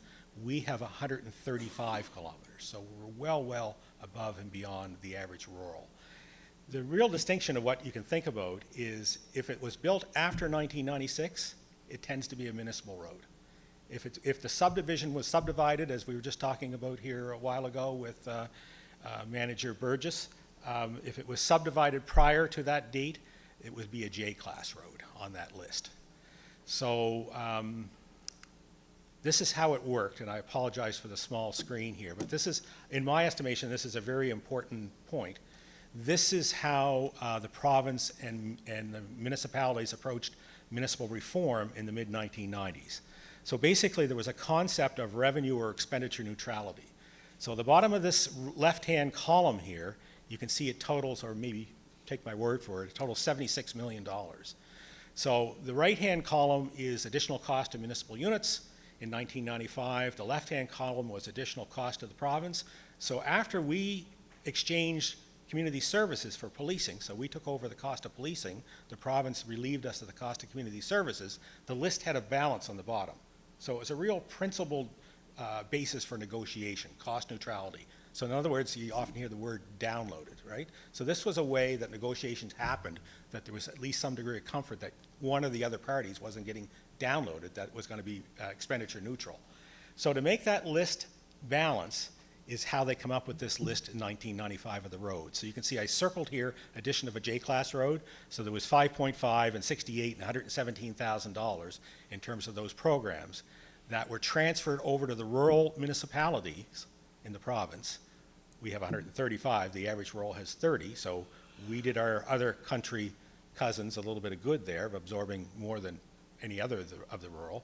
But that was added there, so the two lists after exchange balance at 76 million. So that's where it comes from. So as I said, we have 135. You can see at the bottom, Clare has 0. St. Mary's 4.9, all the way up. The one closest to us is Colchester, which I suspect is largely influenced by Bible Hill. So the present day operating. So they collected that fee to balance the $76 million. So each year since 1995, that kilometer fee has been indexed by CPI. So it's gone up, by inflation over the years. In the 24-25 fiscal year, with what Katrina helped me with this morning, we transfer $868,000 to the province for maintenance. So I'm on the operating side now. I'm on the maintenance. So the charge is again tied to that 1995 list and is issued on a per kilometer basis. It's indexed annually by CPI. We have no say in how these funds are spent. And as a matter of fact, the funds go into consolidated revenue of the province. So they might come out in community services or hospitals or education. It's not envelope funded and comes back out in roads. So in other words, our friends at the district office of Nova Scotia Public Works do not get that $868,000. It goes into consolidated revenue of the province. So that was the operating. Present-day capital program. So in 1995, as part of that exchange, it was that maintenance levy that I just talked about, how we transfer this year, $868,000, was augmented by a $2 million cost-shared capital program. And so it was $1 million from the province and $1 million from the rurals. The capital program, I think it was Minister Mann at the time, this is a lift that I found in a letter a few years ago, that many roads have not been maintained to an adequate standard. Another was the significant capital cost of road construction and rebuilding. So that was the government of the day's reasoning of coming up with that capital program. So my understanding here in Kings, well before my time, initially if you lived on a 1995 J-class road and you wanted it paved, you had to do a petition and you had to pay for that road through an area rate. So that's what it was initially, but later in time, that was converted to municipal costs coming from the general tax rate. So then there's no petition was required. It was council approval, going to the province saying, can you give the other 50% of this? And if they did, the road became from gravel or chip seal to pavement. So capital program, provincial program criteria. So it's primarily a gravel to pavement program. So again, we have 135 kilometers. The average has 30, but most of ours are in villages, so they were already paved or something that looks like pavement. Like, so what we've discovered over the years, a lot of stuff that we think is pavement, not pavement, it's chip seal or double chip seal that kind of looks like asphalt. So not my rules, the provincial rules. Municipalities can only apply for 10 roads per fiscal year. So each year, so I'm setting the stage here for you, there will be an RFD come to you at some point during the year saying, what's your 10 roads for prioritized to give to the province under the capital program? You can only apply for 10. So, I mean, I've asked the deputy minister directly, so 10. I could have one that's 100 meters and I could have one that's 10 kilometers. Like, what does 10 mean? Well, that's the rule. So it doesn't, regardless of the length of roads. So the province decides on which roads are paved. Like, often they do take our advice, but sometimes they do not, because they own these roads. They still own the roads. So our frustration is the provincial program or criteria lack of provincial capital funds. So where I mentioned about the 868 that we have under operating, which is indexed to CPI each year, the capital program has not been indexed since 1995. It's still only $1 million from the province. There's 1,600 kilometers of these J-class roads in the province. So that's hard to keep up with capital for 1,600 kilometers at $2 million, $1 million from the province and $1 million from the rurals. So our frustration is about the introduction of an updated program, and of course our frustration is shared with the villages and the public about, I mentioned, I don't remember which councillor it was now, but you know, in reality, you receive a complaint and your constituent really doesn't care about whether it's a J-class road or, you know, a municipal. They care about getting the pothole fixed, right? So there's a level of frustration with that. So to address this problem, we assembled a database on the 393 roads. That 135 kilometers translates into 393 roads. And the reason for the database on provincial roads is to validate the annual submissions that meet criteria. So we were quite routinely sending our list of 10 in to get 6 or 7 of them booted back by saying they're not gravel. So we physically went out and said, and did an inspection and said, well, you don't have the records, but now we have the records and they're chip seal or they are gravel or whatever, so that we could refute them automatically discounting some roads. So it has to be gravel, chip, or sand seal to qualify. And so we wanted that, and we wanted to have that to argue for a change to permit pavement to pavement. Because of course, in 1995, a lot of the villages, for example, let's say Kingston, for example, the roads were probably fairly good in 95. Well, probably not so good now, but we can't get money to even get them on one of the 10 because they're already paved. Doesn't matter whether the street looks like the back of an alligator, all breaking apart, right? They're already paved. So we also know in North Kentville that many of the roads trigger flooding problems. North Kentville, there's significant issues in flooding in North Kentville. So up to 1994, the province accepted public roads. Drainage implications, e.g. lack of design and easements, may not have been fully considered. So I'll go to the gray line here on this table. So in 1995, there were 300 segments, so 300 roads, and the length of roads that was 97. And now in 23, you can see that we still have eligible roads, 105 or 30 kilometers basically, that would be left to do. So just something I don't have in the slide, but I'll mention it because I believe we have a procurement call out now. What we do is we engage a third party to come in to do this review. So they do a surface condition rating on all the roads. And if I could bear with me, just tread in your sphere just slightly. You only have 10 roads to work with, and it's really problematic when you come to council and council says, well, my road's more important than your road, more important than your road, so on and so forth. So what we try to do is have really objective criteria.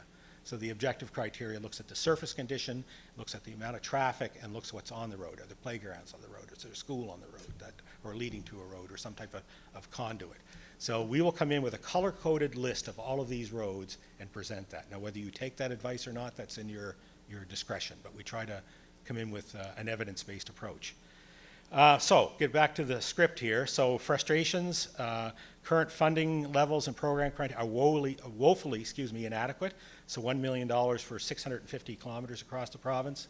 Current program is totally devoid of an asset management approach. So I always use my own. I live on a 1995 J-class road, and when I first moved there, the road was just pristine. It was great, and it was paved extra wide. Everyone in my neighborhood walks, and now you see the crack in the middle of the road, right? You see the crack widening every year after frost, freeze-thaw action, right? No one's there with any crack seals, preventive maintenance. So in 5 or 6 years, we'll be looking. That'll be like the back of the alligator that I described a little while ago, as opposed to saying if we had an asset management approach, we'd be putting some crack seal on that and extending the life of that road by 5 to 10 years. On average, we are doing 3 kilometers per year of refurbishment, with the exception of 2020 and 21. In that fiscal year, the government of the day had a 1-year only program where you could apply for gravel to pavement, and a 1-year only you could apply for pavement to pavement, 1 year only. And we tried to maximize the use of that program. Discounting that 1 year, we're averaging less than 3 kilometers a year. Remember, I said we have 135 kilometers. So, Kings asked the province to convert the annual program to a multi-year approval program, allowing municipalities to finance and upgrade poorly rated roads in short order. So we tried to be solutionist. We went to the province a bunch of times with presentations, and my understanding of the way the provincial government works is that every program, unless designated by Treasury Board, automatically expires in that fiscal year. So you need to have approval if you want to have a multi-year program. So to make it really simple, we went in and said, our municipality is enabled by, as are all rural municipalities, we're enabled to put money into a non-owned road. We're prepared to finance the paving of all of these roads, subject to you giving us a 15-year contract and you paying for 50% of the debt payment. And so, so that then we would put this whole thing behind us. And at the same time, we wanted to introduce part of the payment going into the reserve that we could do chip seal and crack seal and keep these roads up to date. So we were told by fairly high senior officials that they very much liked the program, but we had to get it approved by Treasury Board, and we were not successful at Treasury Board getting it converted. So, being somewhat out of my comfort space here, the next one is I'll weigh into your territory a little bit. You'll receive another presentation on this. So in 1995, we had this very structured approach to municipal reform. 76 million, 76 million. We used to have community services, put that over in the province. The province used to have the cost of policing, put that over to municipalities. Cost neutral for both sides. We just went through another form of municipal reform here in the last year. And in that proposal, the proposal was right up almost till the last minute, was they were going to take all roads that didn't have a number, so it didn't matter whether we were talking 1995 roads or any road that didn't have a number, a local road that was owned by the province, they were going to download them to the municipalities as part of that exchange. No talk about we're going to take over your cost of education or anything like that. So for us, again, because of our scale, that would have meant 1,200 kilometers. So we would have gone from 135 kilometers to 1,200 kilometers. So we did quite a bit of work to address that, what we thought was not fair. And again, trying to be solutionists, we don't mind going into negotiations and let's make both lists. So if you're going to give us a cost, you got to take away a cost. We want this thing to be revenue or expenditure neutral, like happened in the mid-90s. So they did take it out of the agreement, sort of. They included it in a Schedule A. So they come up with the things they agreed to, and the things that some people agreed to that they couldn't decide on, they put in a Schedule A that are going to come back for discussion. And what has been told publicly is that the items on Schedule A were to come back shortly after the municipal elections.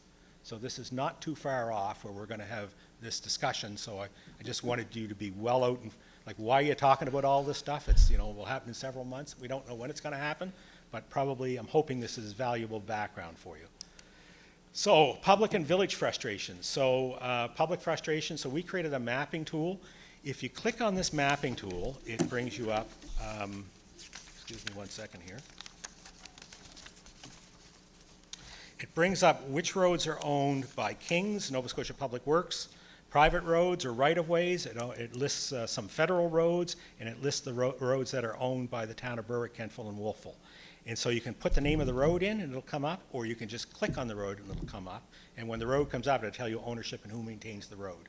So for example, when you receive a constituent complaint, you can go to that online database, it's on our public, and you can look it up.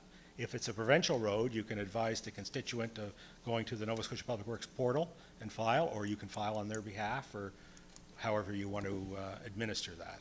So because it's complicated, and again, people don't care, they just want their pothole fixed, we thought, so that's our IT staff did, I think, a good job on that. So we went to the villages in 2020 and 21, and we wanted them to participate in that one-year pavement-to-pavement program.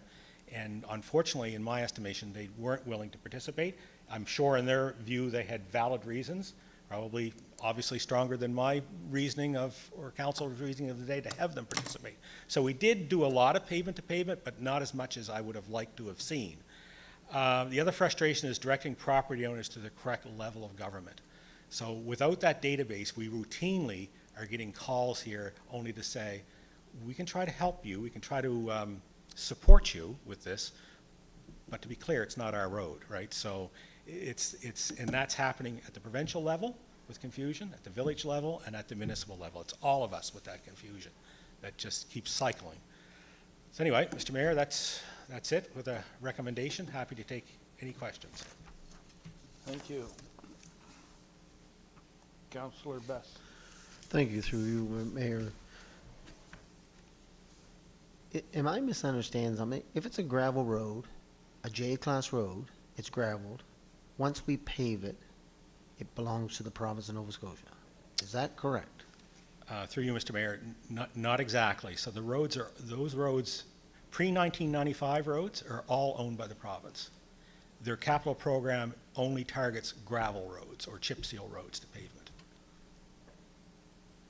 So a J-class road that we paved a few years ago still belongs to Still belongs to the province. the province. Correct. So if there's some more work has to be done, it has to go through the province. Then it would come out of the province's maintenance budget to do that. Okay, thank you. Yep. I see the light's gone out, was it? You're okay? Okay, I guess. Right, anyone else? No? All right, we have a mover for the recommendation, Deputy Mayor, second by Councillor McPherson. All those in favor, please press your button.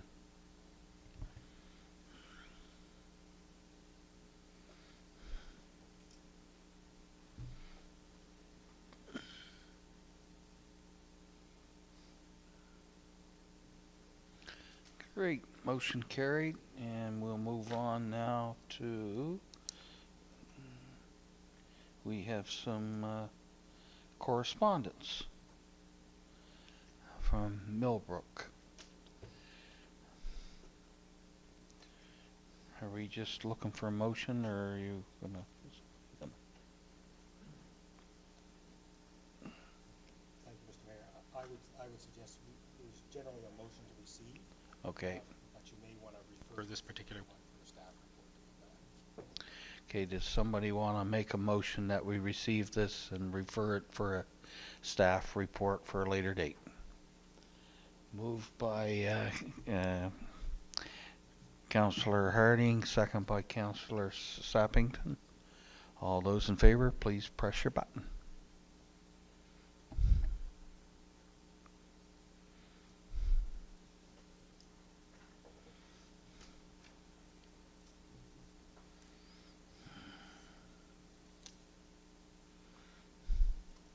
Motion carried. We'll move on to number 8. Is there any other business to come before council? All right, I'm going to move right along then. And now we're in the public comment part of the afternoon, and I don't see any member of the public here to come forward. Oh, just excuse me a second. Councillor Gates, you've got... Thank you. Through you, Mr. Mayor. It's not too much of a public conference, but I'd just like to congratulate Councillor Sappington on a 20-year milestone for tomorrow.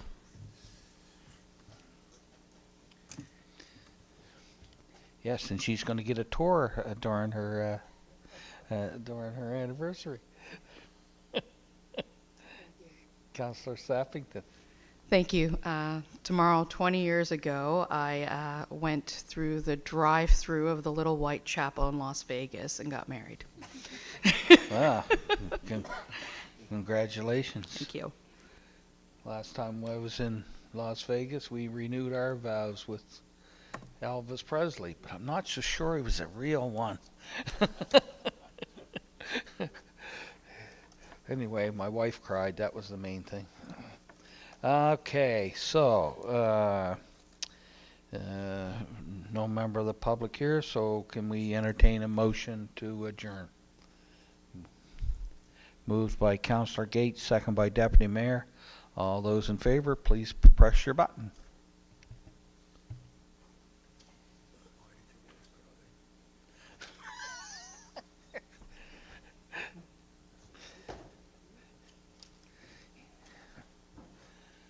Motion carried. Thank you. The guy with the funny jacket's up